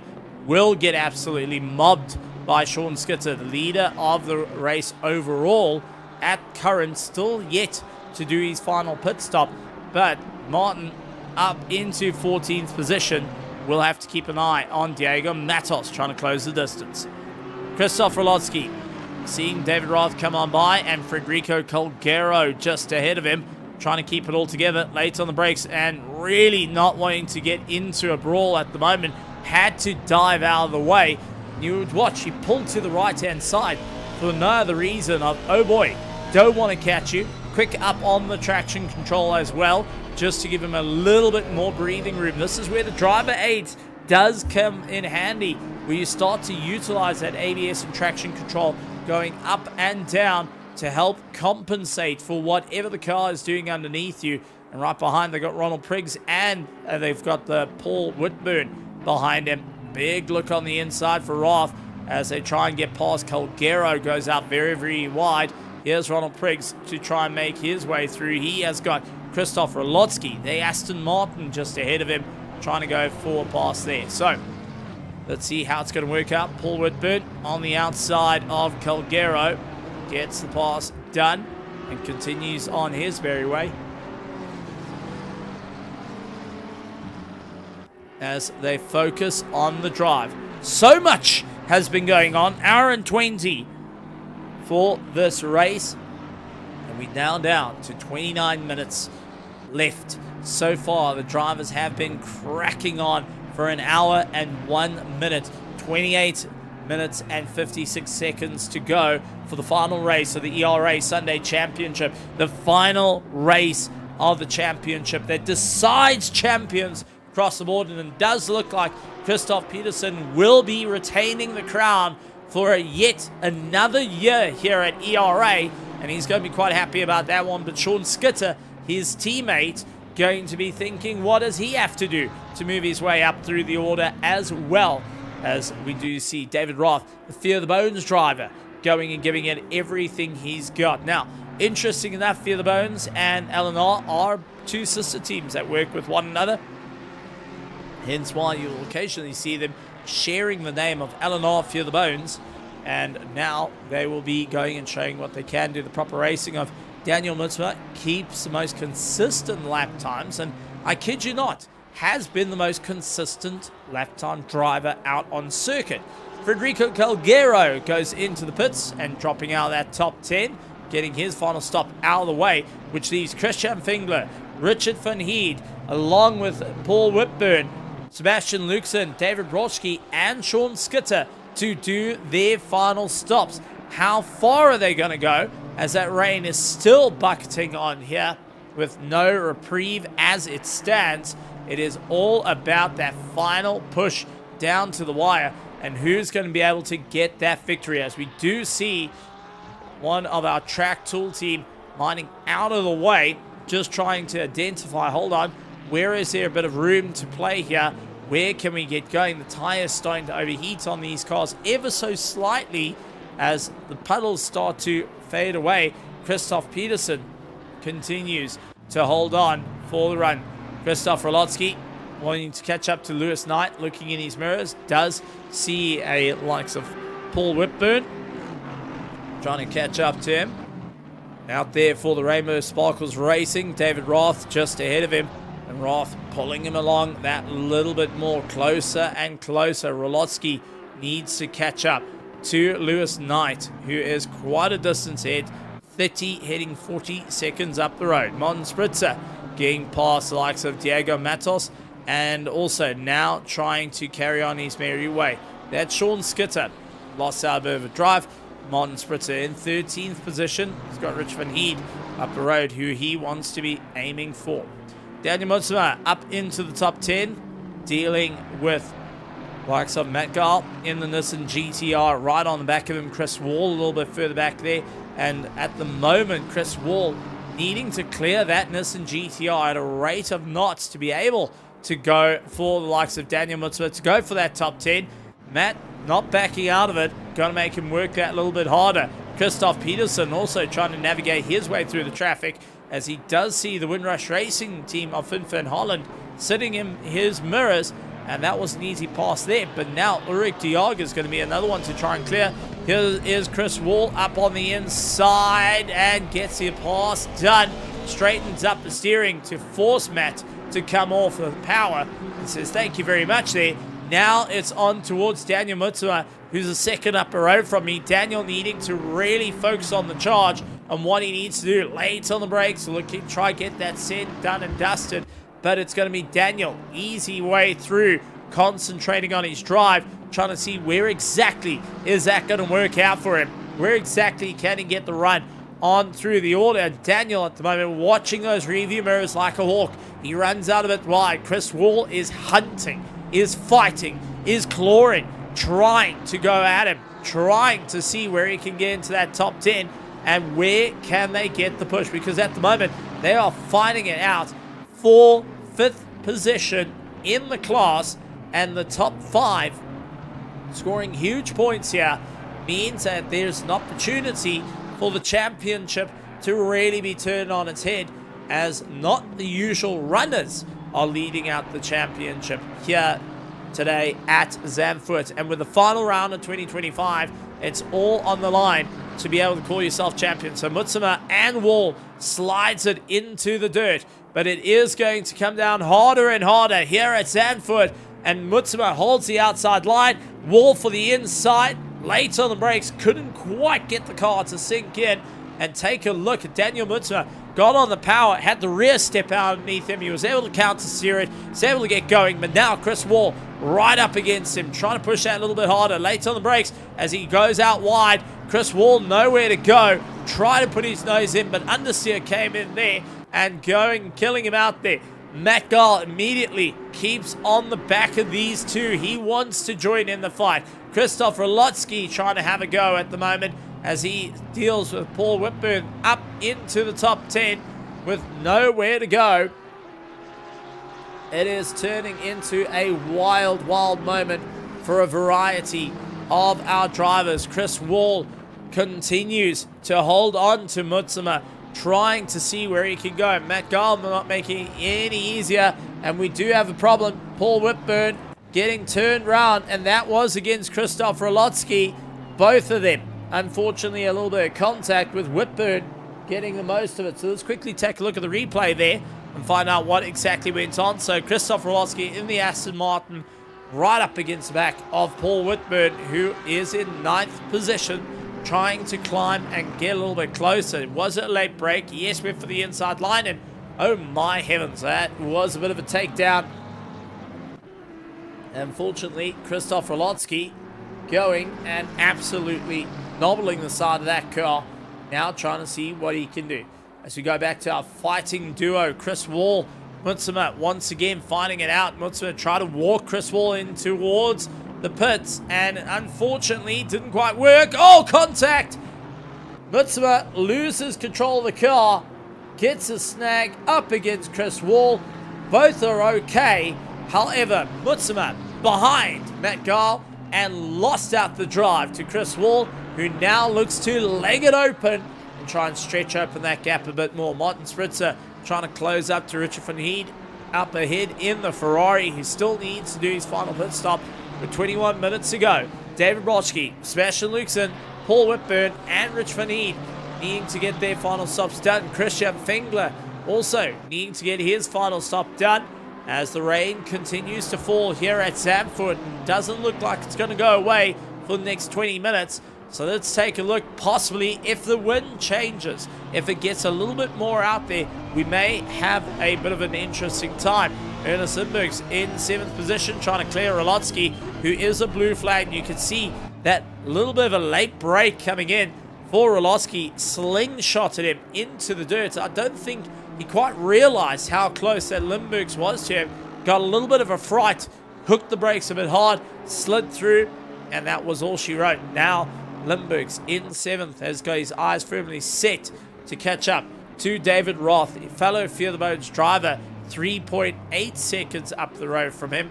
Remember, for Lindberg's, he needs to clear not only Matt Whitburn and Sean Skitter to be able to hold 2nd place at the championship. Martin Spritzer all over the back of Rich van Heed at the moment, trying to look for a pass on the inside. Richard not going to make it easy. Nick Neville is a blue flag car. He's in 22nd position. Holds to the wall, trying to give him a little bit of room. Richard van Heed trying to get a side draft 3 wide, heading into turn 1. And Nick saying, not going to happen. I'm not going to get involved here. Brakes a bit early. That is going to be Martin Spritzer. Runs up very high through turn 1. And immediately that allows Richard to go straight back on the defense. Puts his tail right up against the nose of Martin Spritzer. And what a run for Richard to keep the pace as Richard and Martin Spritzer brawl on for that 12th and 13th position. And Finn Van Hollen and Diego Matos that will be fighting a little bit further down, trying to figure out their way in this race as we close down into the final dying minutes of our final race of the season. Still so much time on the cards, and we have got reports that Matt Gall, fortunately, a bit of a problem. Flash of lights as well. Daniel Mutsuma looks like he might have been the contact, and we'll try and get to a replay of what exactly happened between the two of them that possibly landed up with Daniel Mutsuma and Matt landing up with that contact. So Matt ahead of Daniel Mutsuma, bottom end of the circuit. McLaren looking to gain a little bit of time. Oh, a bit of a tank slapper coming out as he stands onto the power. Oh, Matt loses it by himself and immediately gets caught by Daniel Mutsuma. So that flash was just a bit of a sorry from his part to Daniel, saying, hey, listen, my bad, buddy. Not quite how I wanted to go. Martin Spritzer trying to go around the outside of Richard van Heed. Keeps him close to the wall, heading into T1. Late on the brakes, and right behind them, Sean Skitter stays in for the fray as it's more elbow to elbow running between the two, and the Ferrari just staying ahead at the moment. Martin not backing down, the 508 getting stopped yet again. We'll have both competitors coming around. Martin Spritzer trying to go in the middle, and not enough room to make it work. There is Sean Skitter, try to clear on by as well. Martin boxed in by the 508 of Matt Gall, who now tries to let them through. Stuck on the outside, gets it wrong, brings it back. That Nissan GTR just saved by an absolute hair at the moment and was able to get going. Richard, a little bit of reprieve this time round. Finn Van Hollen and Diego Matos continue their fight on at the moment. Whitburn currently leads out the gold. Matos second. Van Hollen holds on to third as it stands for the gold division. David Boschke holds on for first in the platinum. Sebastian Luxon and David Roth hold on for the top three in the platinum. Sean Skitter, Peterson, and Matt Whitburn hold on for the top three in our diamond division. And the racing getting closer and closer. The rain starting to dissipate ever so slightly at the moment. It's easing up. The drivers will be taking note of that. I don't think there will be any switchovers to dry tires during the course of this race, but I think it's now just take note of keeping things alive as we do see Skitter into the dirt. Quick changeover coming in for Martin Spritzer, who put the pressure onto Rich Van Heed to hold that ball, and now trying to go around the outside, really working it through. A little bit of contact on the turnout, and once again Rich Van Heed opening up that steering wheel just a little bit more, allowing himself a little bit more of a pass. Dave Boschke into the pits for his final stop. That means Luxon, Whitburn, Rich Van Heed, and Fengler will have to consider that main factor. And Rich Van Heed at the moment is not caring about getting into the pits. He's caring about taking this fight all the way to the bank between himself and Martin Spritzer at the moment, who has done all these pit stops. Lewis Knight up against Finn Van Hollen. They are fighting out for position as well. Finn Hollen holds on to third place, and Lewis Knight trying to close out that difference. Nick Neville onto the back of Matt Gall, and he's giving it everything he can. Ulrich de Jager back out on circuit. Wonderful, wonderful to see, along with Earl Jar and Nick Neville continuing on their run.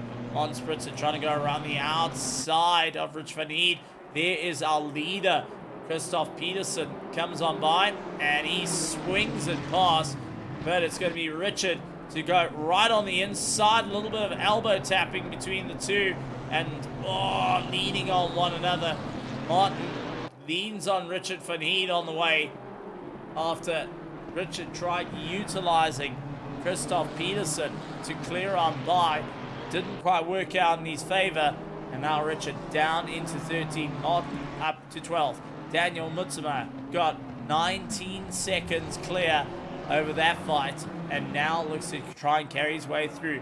Finn Van Hollen on the back of Diego Matos, fighting out for second position in the gold. with Lewis Knight tailing him. And can you believe how tight they are here? Even Ulrich de Jager down in 23rd position hangs in the balance. Christoph Peterson all over Sean Skitter, fighting out for first overall, and first in class continue their brawl. Remember, Skitter still needs to pit at this point, 26 seconds back. Matt Whitburn trying to close that distance to the likes of Peterson around Zandvoort, trying to see where it all works out for him. It's going to be a tough race indeed. Each of the competitors thinking, what on earth do we need to do to make it work out in our favor?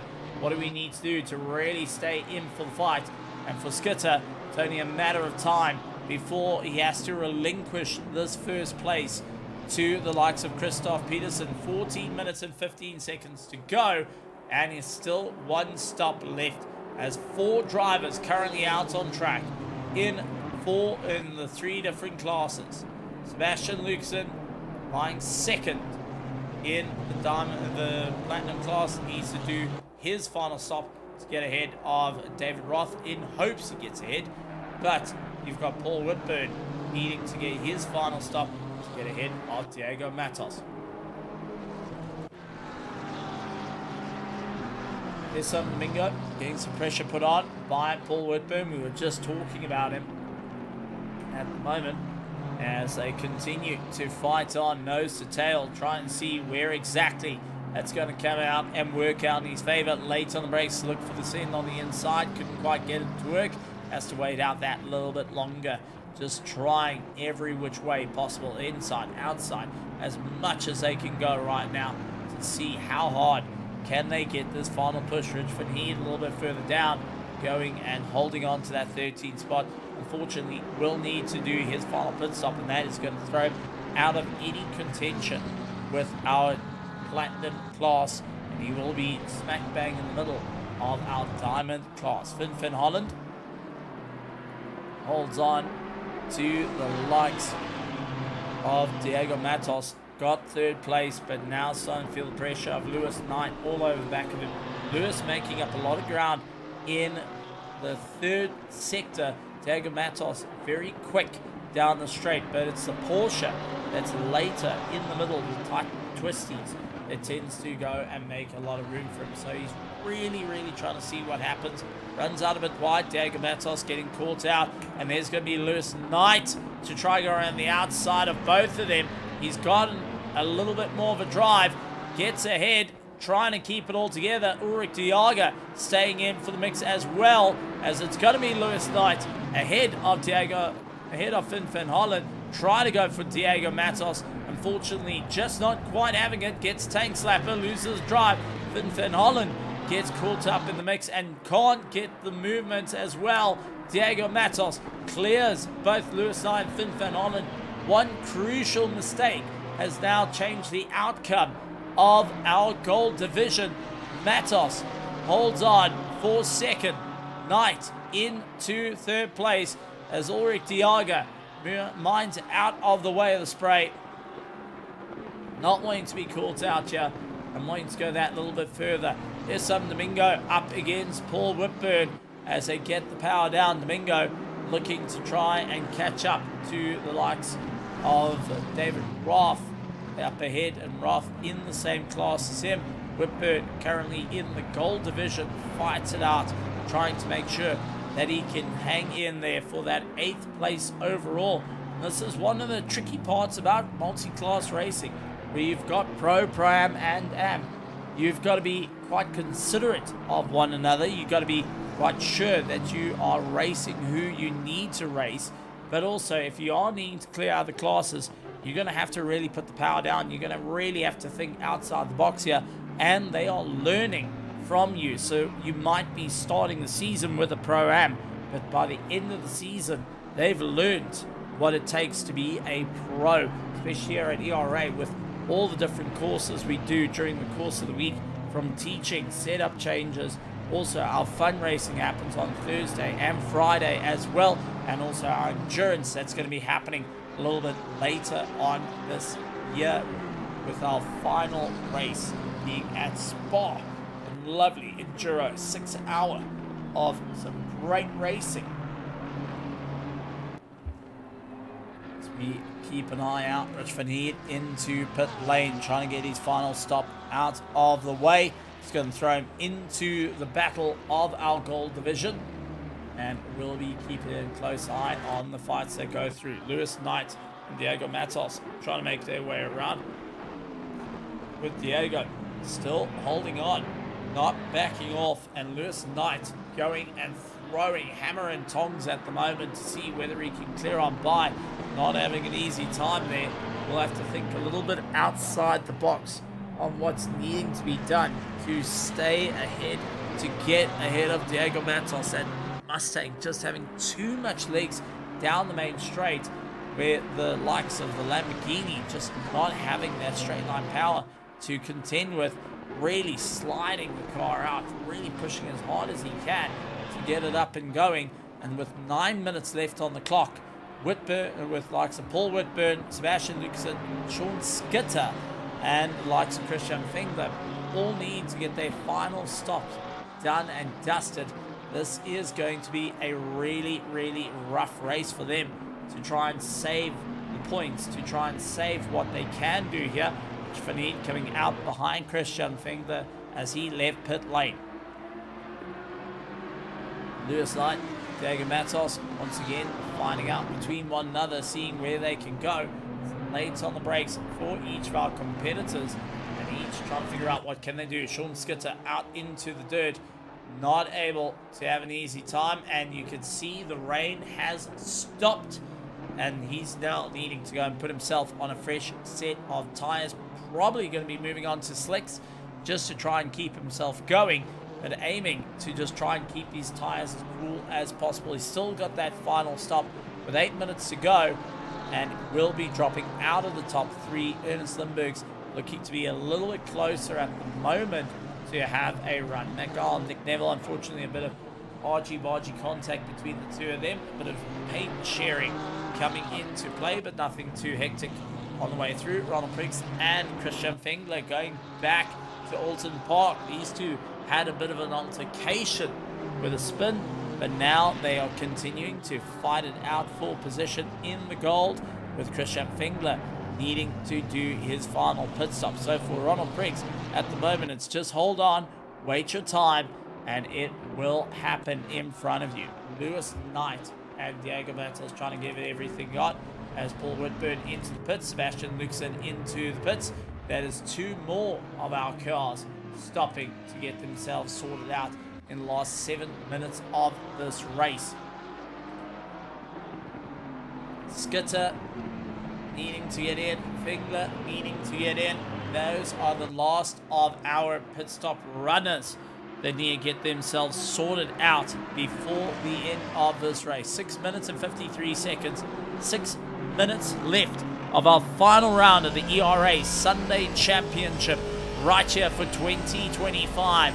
Lost to the points, lost to the challenge, lost to the runs, as everyone looking to give it their absolute all till the very, very end. It's going to be right down to the wire for our competitors to really go through. And tonight, where we're making history all over, will we see a 8-time champion of Christoph Peterson get the crown, and also going out live, not only in normal format, but in vertical out on YouTube for the ERA Sunday Championship, as we're developing different ways to bring the racing straight to your homes, whether it's on the phone, tablets, TVs, and more. We're going to get it out to you. We're going to get you up on your feet and racing with us as the hearts start to pound out of our chest. Sean Skitter into pit lane. Lewis Knight hunting down Diego Matos now, trying to push that a little bit more, see if he can climb up into second place of the gold division. It will be the highest finishing position for Lewis Knight at the moment. Finn Holland getting a little bit of a challenge, as that's Matt Whitburn trying to clear on by Ulrich Diago right there in the mix as well. And for Finn Holland, he does not want to lose the drive to the likes of Lewis Knight ahead of him.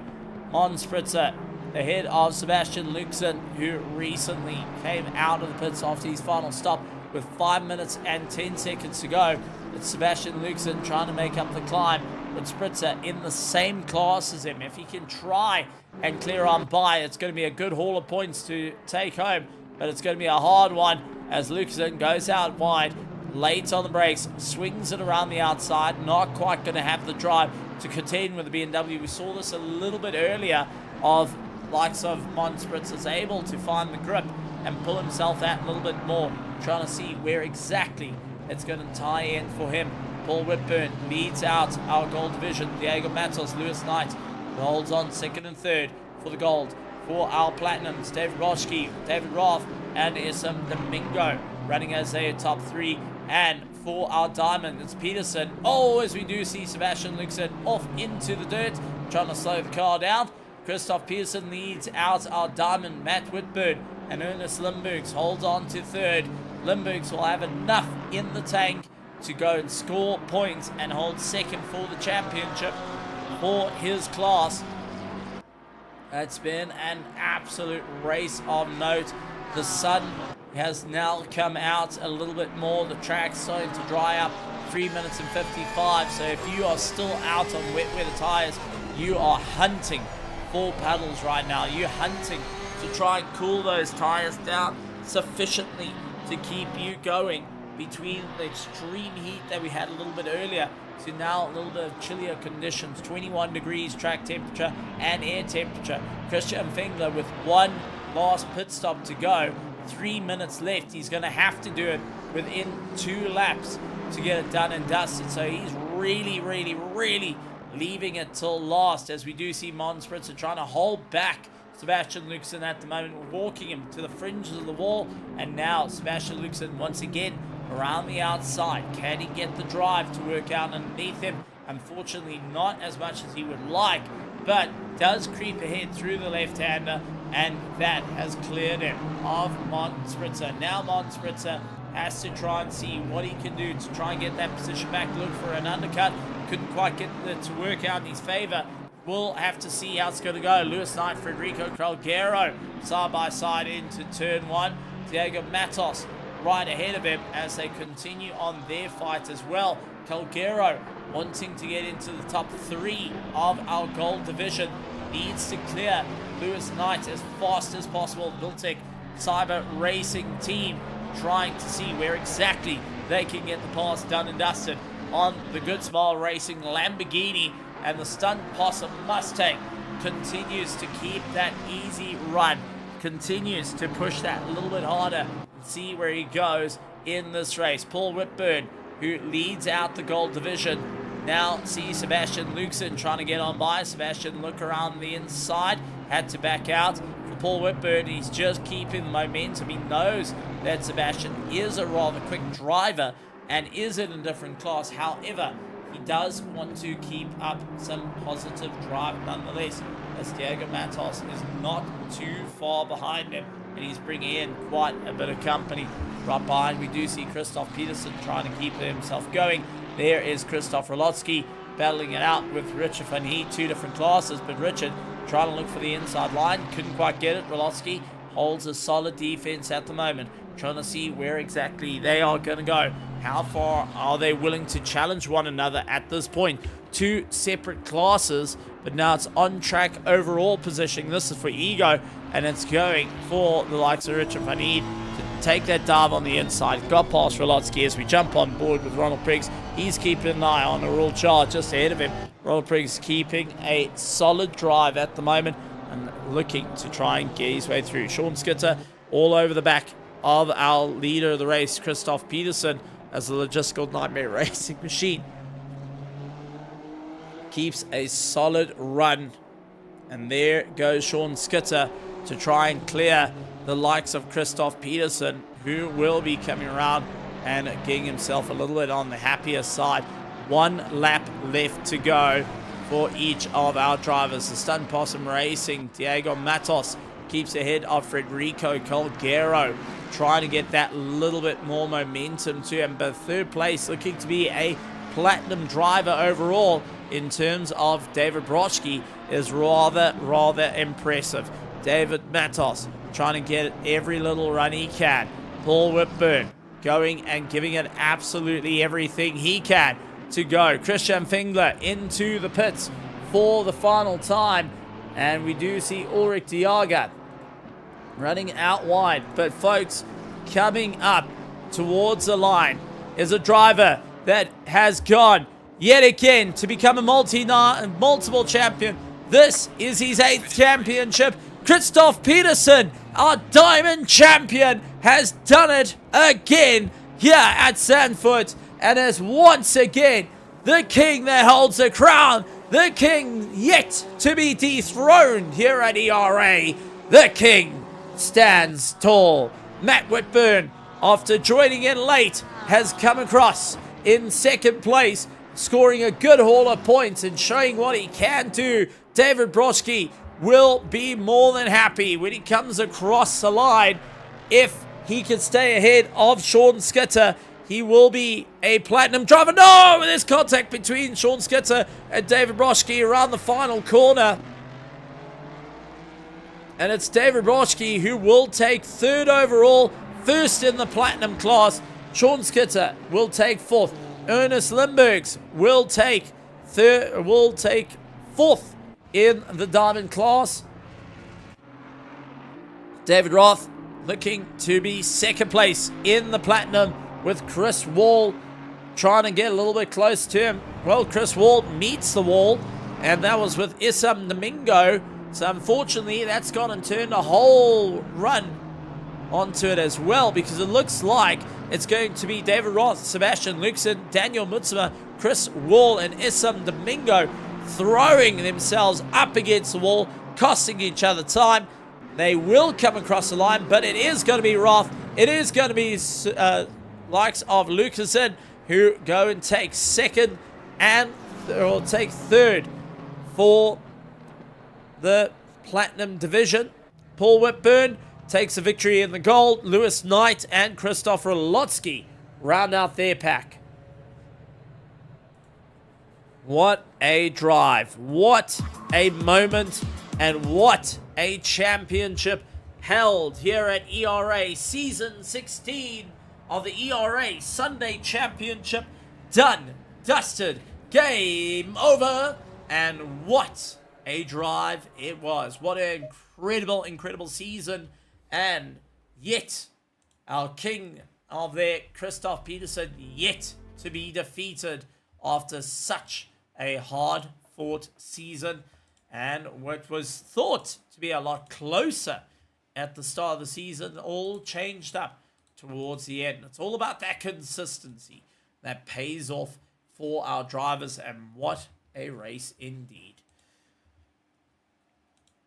So as we wait to see if we can possibly have a chat to our drivers and get an idea of what their thoughts are on the race, let's put on some of the race highlights that we had here at Zandvoort under starting orders, and everyone going and giving it their absolute all for the start of the race. It was an absolute great one for a couple of drivers. Others, it was a bit of a wreck fest. Royal Jar being one of those who was fighting for the championship, unfortunately getting bounced around like no tomorrow, landing up with a bit of damage. But let's try and bring in a couple of drivers to have a chat to us.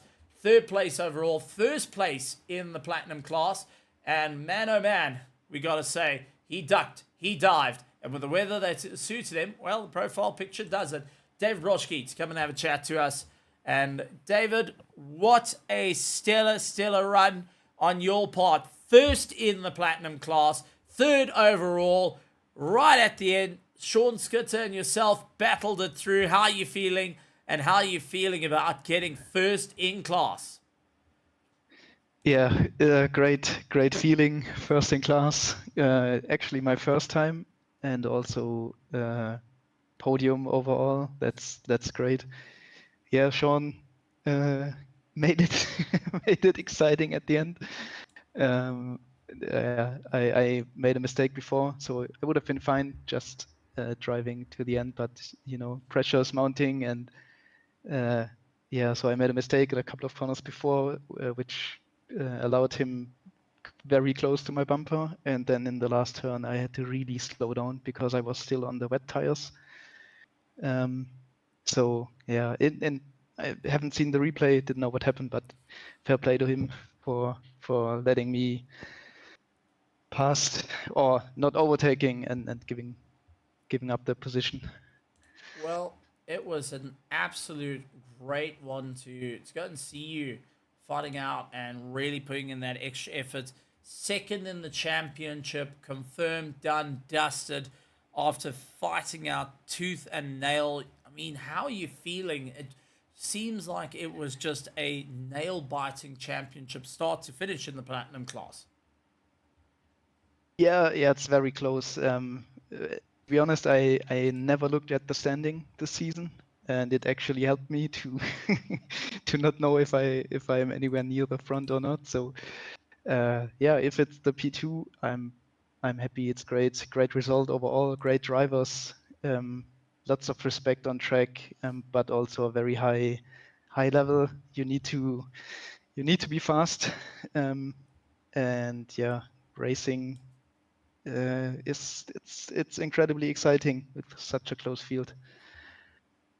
Absolutely incredible, incredible stuff. And if you had to take away any moments in this championship, you've had some really, really stunning moments. What would be the moments that you feel that was quite great and that you were happy with? Yeah, I think so. For me, that race, the 90 minutes mixed conditions, it's probably the best race I ever drove. Not made many mistakes apart from the one in the last lap. But I remember also a couple of great fights with Chris Wall. We were so close on many circuits. So yeah, the close fighting, the respect on track, that's really a great thing about Era. And also, I really love to watch back the streams the next day. So thank you for yeah commentating and making it even more exciting. That's great. Oh, absolutely wonderful to have you. And once again, Dave Roschke, congratulations on such an incredible race. Taking third on the final for overall and first in class. Absolutely incredible, incredible running.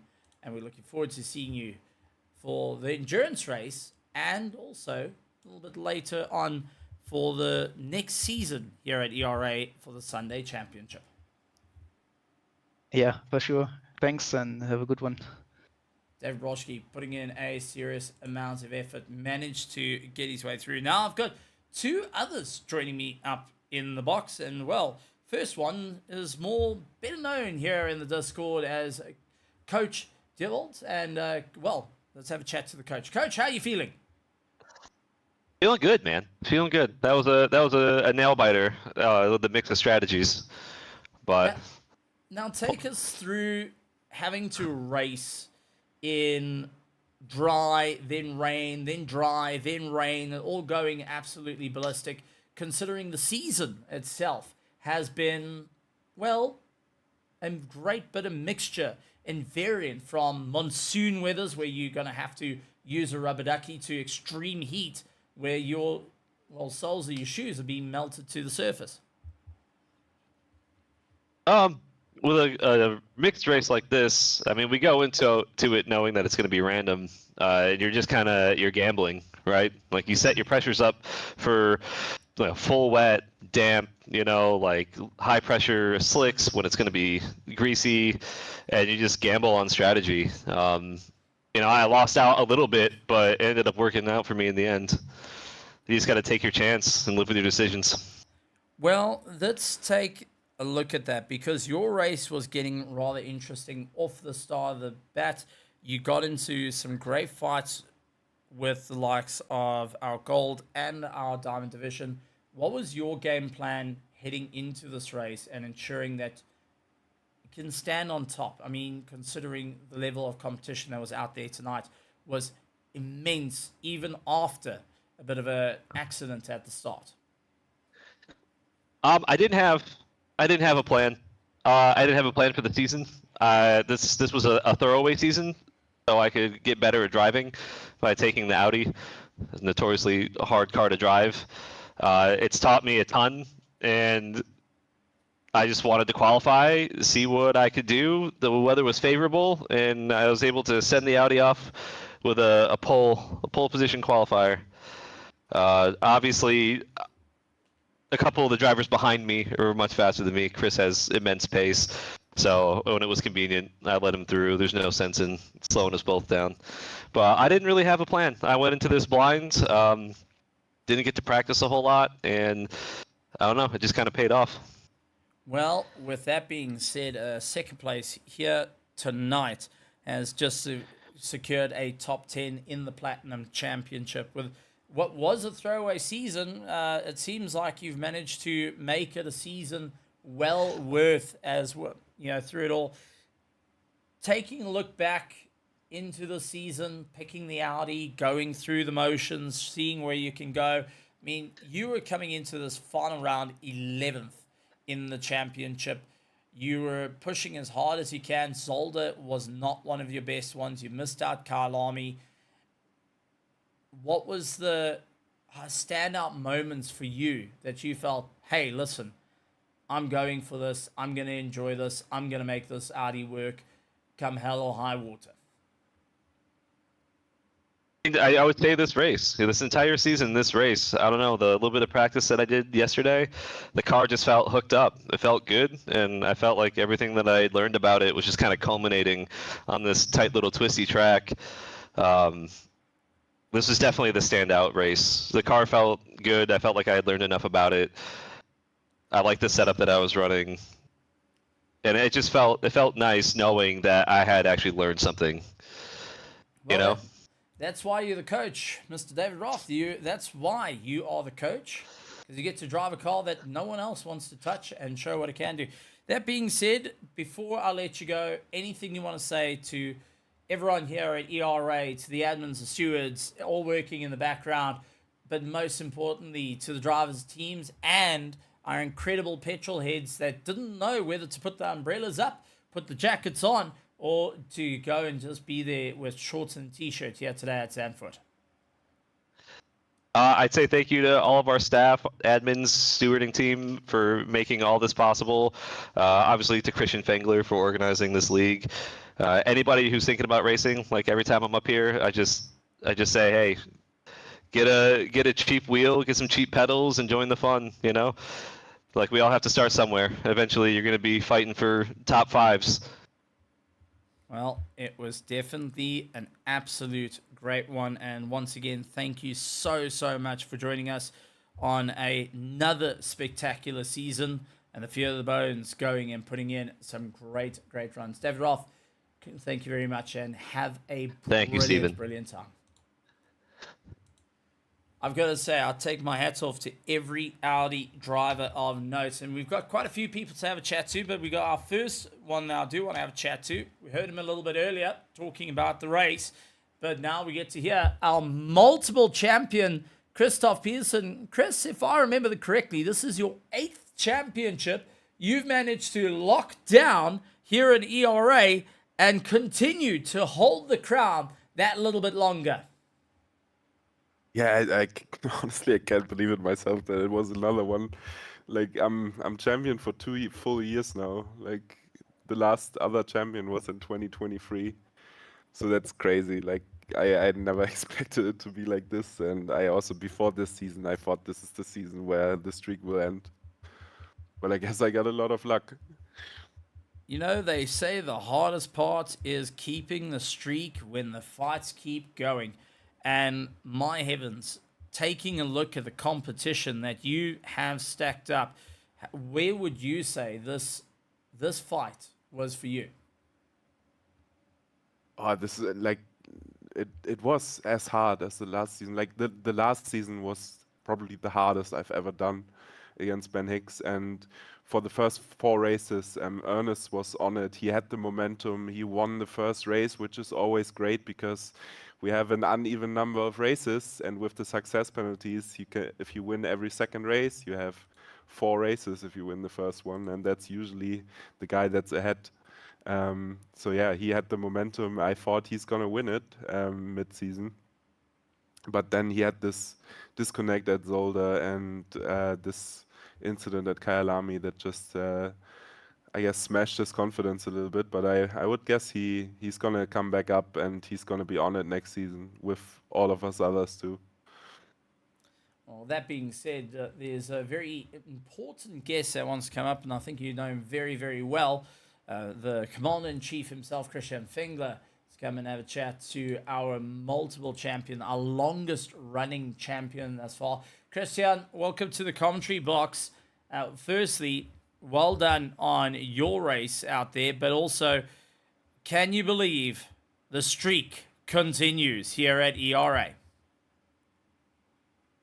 Oh, well, it was a long time coming, wasn't it? Anyone who followed the standings a bit closer knew that time had bled out a little bit, but considering the pace on track, I think it was a worthy race for Chris to finish the season off. And, well, all in all, a solid and very earned season. Let's see if next season still is that easy with people like Whitburn around. It was never easy. It was never easy. I'm telling you that. Oh, you made it look easy. That being said, Chris, I know you've been doing a lot of racing. I know you're a bit worn out from this. As the king of the Diamonds, the longest streak of winning championships here in ERA, 2 years, and that's going to be a hard one to break. Anything you would like to say to the admin, to the stewards, to the drivers of the teams, to everyone out on the pit wall that's been cheering you on from start to finish? I have several things to say. Like, first of all, I'm very thankful to be part of this community still, because like this was my first league to race in, and I'm still here, and I hope I've done my part to pull competition in, to get the league where it is now, and to create this grid that we have now. And yeah, the other thing is like, thanks to everyone I'm regularly hanging out with, regularly talking to here. Like, I'm having great fun, and it's like ERA is a place I'm really I'm looking forward to be in here every day, pretty much. And the last thing I want to say, it's something that Sebastian Lucassen also brought up, I think, at Kyalami in this interview.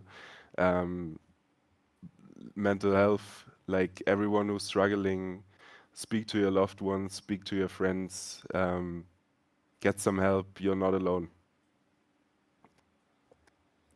Always got a friend right here. And if you ever want to go and meet up with some of the most amazing people, just join up on our Discord. The link is in the description. Christoph Peterson, congratulations. You are the champion for Diamond and still hold a 2-year streak of winning championships here in ERA. Go and enjoy the celebrations. You absolutely deserve it. Thanks, everyone. Have a great evening. What an amazing run from Christoph Peterson. Christian, before we move on to our other guests, you have been fighting on with some incredible drivers. You got to see a lot of new drivers coming in from both Server 1 and Server 2, how the community has grown from strength to strength. What's your take of our ERA Sunday Championship and just ERA as total? Well, I'm trying to not let that season finisher darken my mood too much, because if we're looking at like a grander scheme of things, I think we're in a very good place. I can't account for how many times people have called ACC dead and everything is moving to LMU, yada, yada, yada.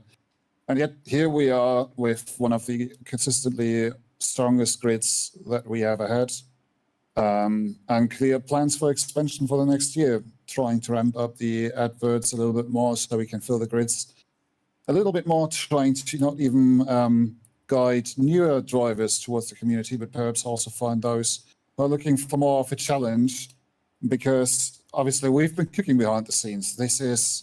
We're not only talking the Sunday League in next year and with a couple more drivers, but we've got an entirely new series coming up that is focused around and on more mature, more experienced drivers that are looking for a challenge.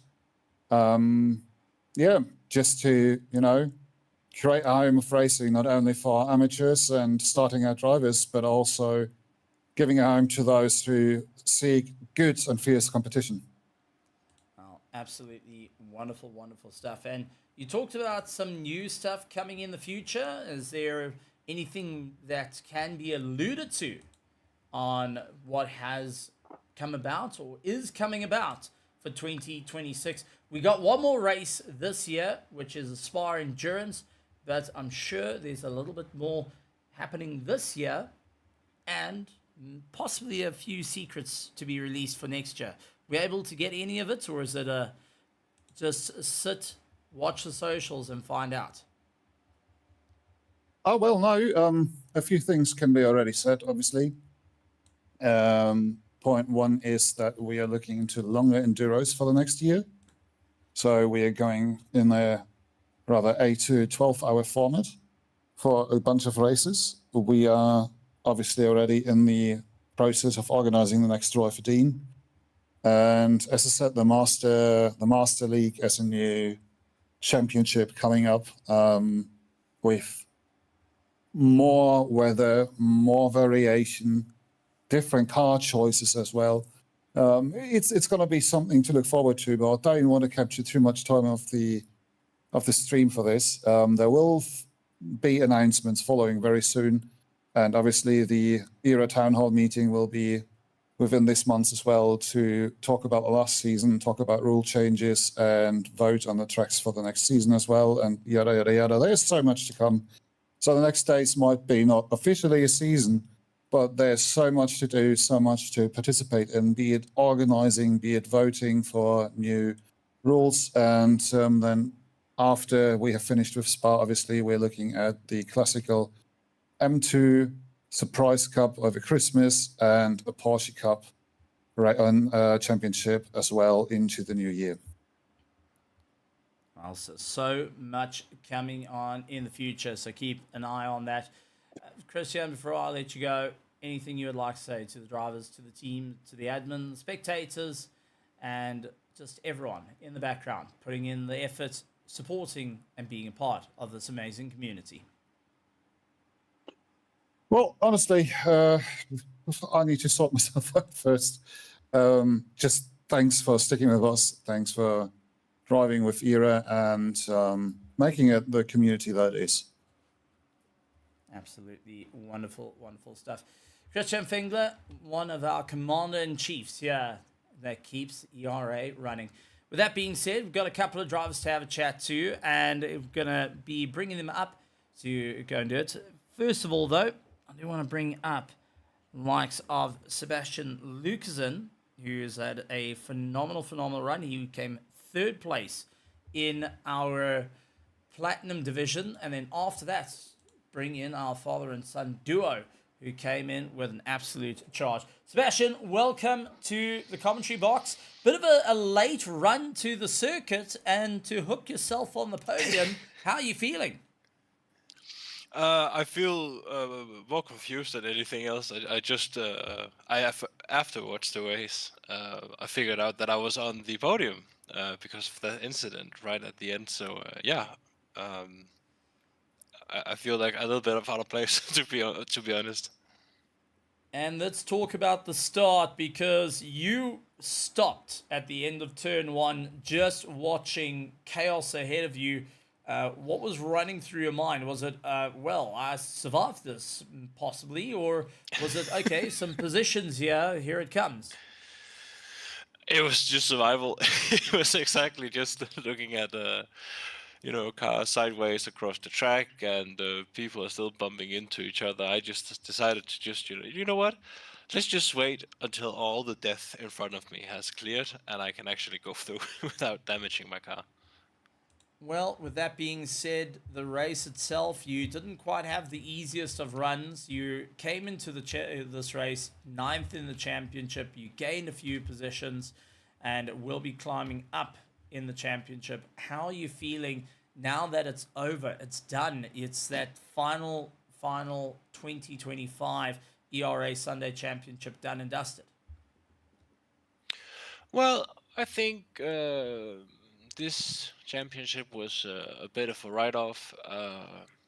Very rough start to it. A lot of just silly mistakes and such. So that was really demoralizing at the beginning. But now I get some podiums and I'm up here again talking to you. So yeah, it ended up being pretty good. So all in all, pretty positive. Well, it was still phenomenal, phenomenal to see you. With that being said, getting a third place, is there anything you want to say to those that are on the grandstands looking in, saying, hey, maybe I should take my hat off and give it a shot racing here at ERA, to those in the background assisting, working frantically to keep the racing going and moving forward, and to all the teams and competitors you have raced against? Absolutely. So obviously, if you want to try this, join. It's a lot of fun. It's very welcoming, and it's very well done. So absolutely can recommend. And thank you, Era, for setting all of this up and driving this community onwards. It's awesome. Uh, I want to say some. I want to give a mention to Chris Wall because he should have been up here and not me. But yeah, incidents they happen, but definitely a mention of Chris. Congratulations to Peterson with the championship. He's incredibly fast. I got to meet him only just twice on track, so I did give him a little blink. But yeah, absolutely, deserve it 100%.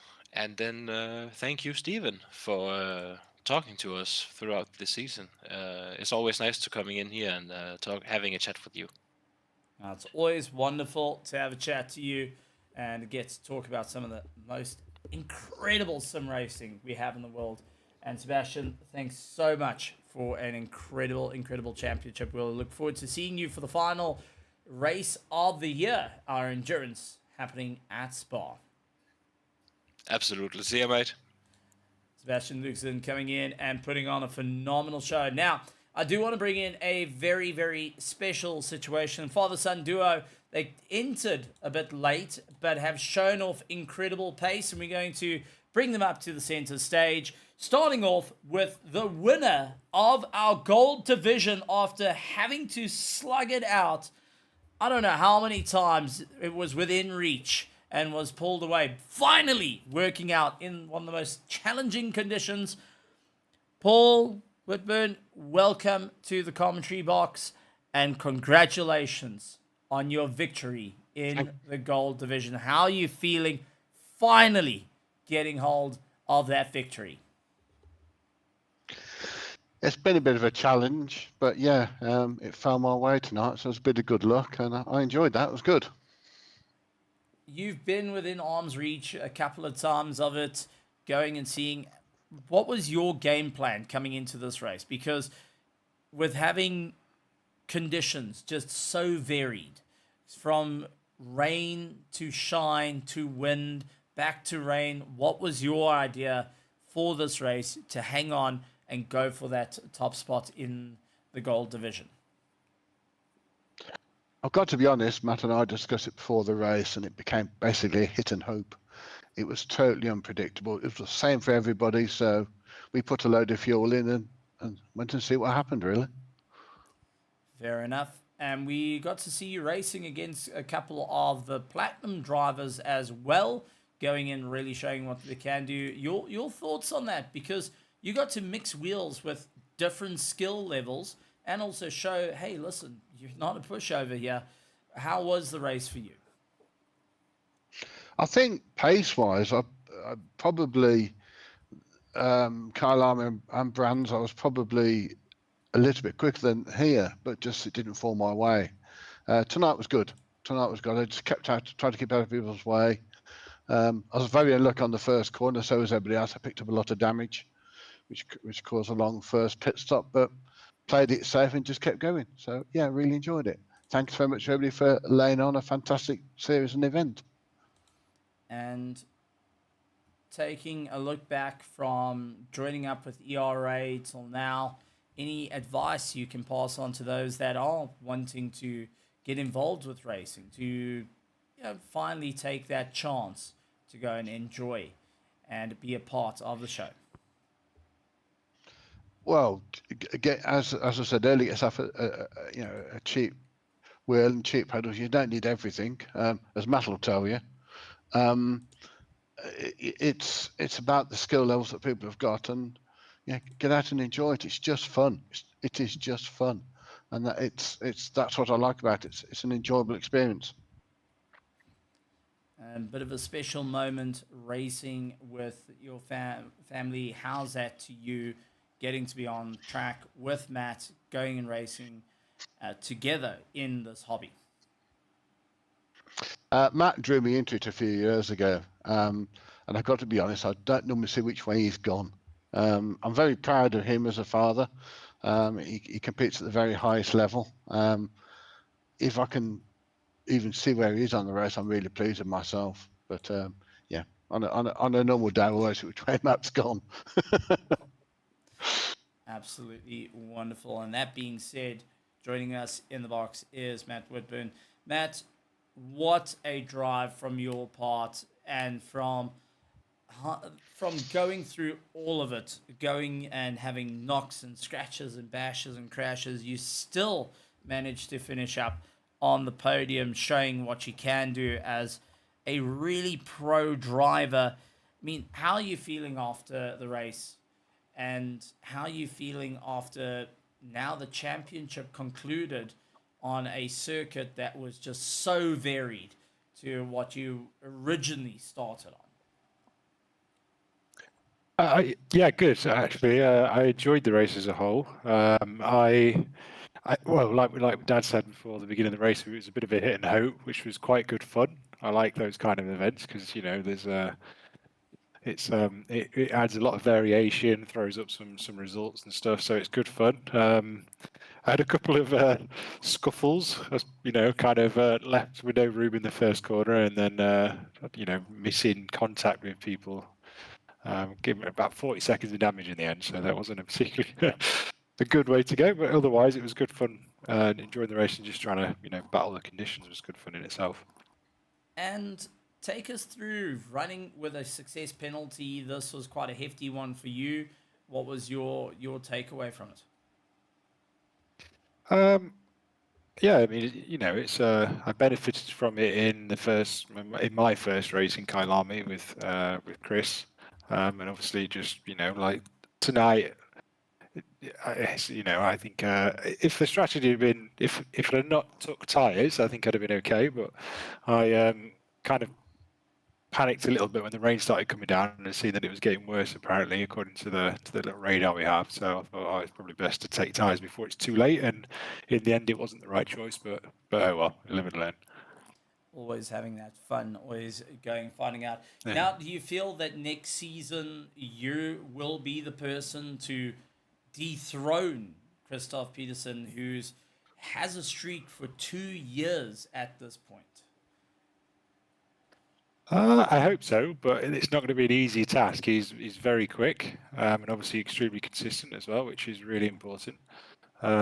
So I hope so. I hope just to have even if I don't win, I hope to just have some good battles with him. So and just continue what we have been doing. So even if he wins another one, he would have deserved it if he doesn't, like he did this one.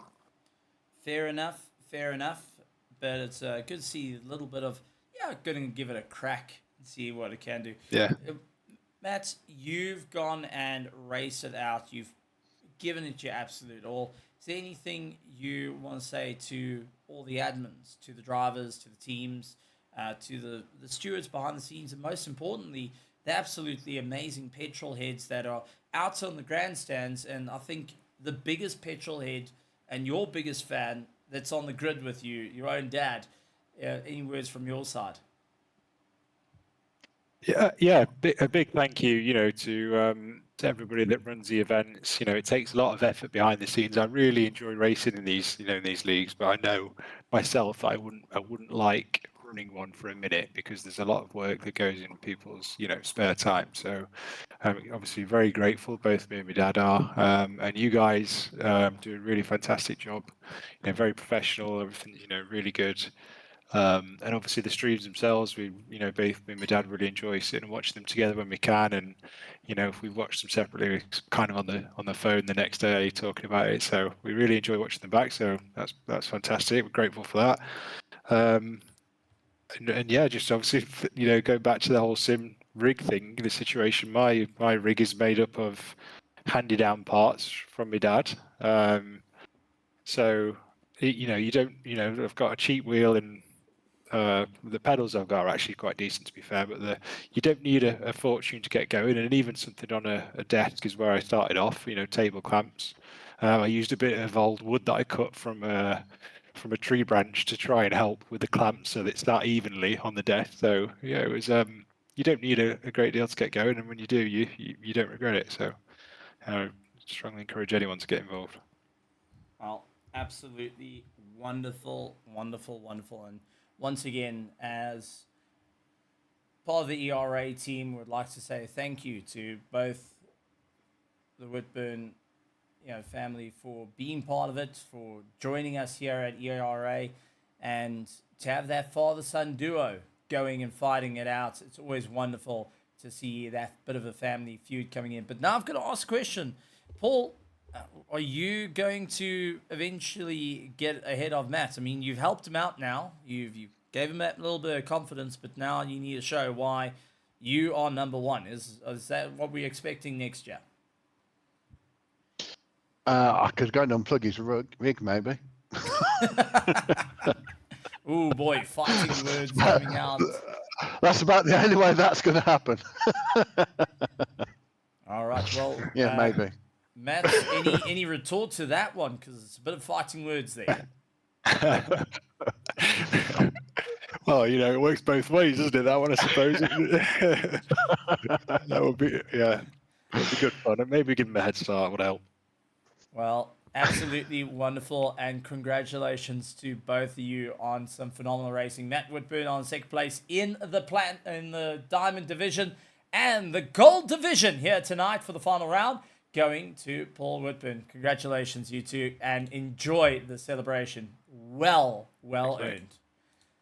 Absolutely tremendous stuff. And folks, it has been an incredible 2025 season here at ERA for the Sunday Championship. So much is happening in the future, and so much is going to be out there going wild. We got one last race coming up at the end of this year, and we want to invite you to join us and come and have a bit of fun. Tomorrow, we're going to be having a setup course at 8 o'clock South African time. Head over to our Discord and be a part of our setup course.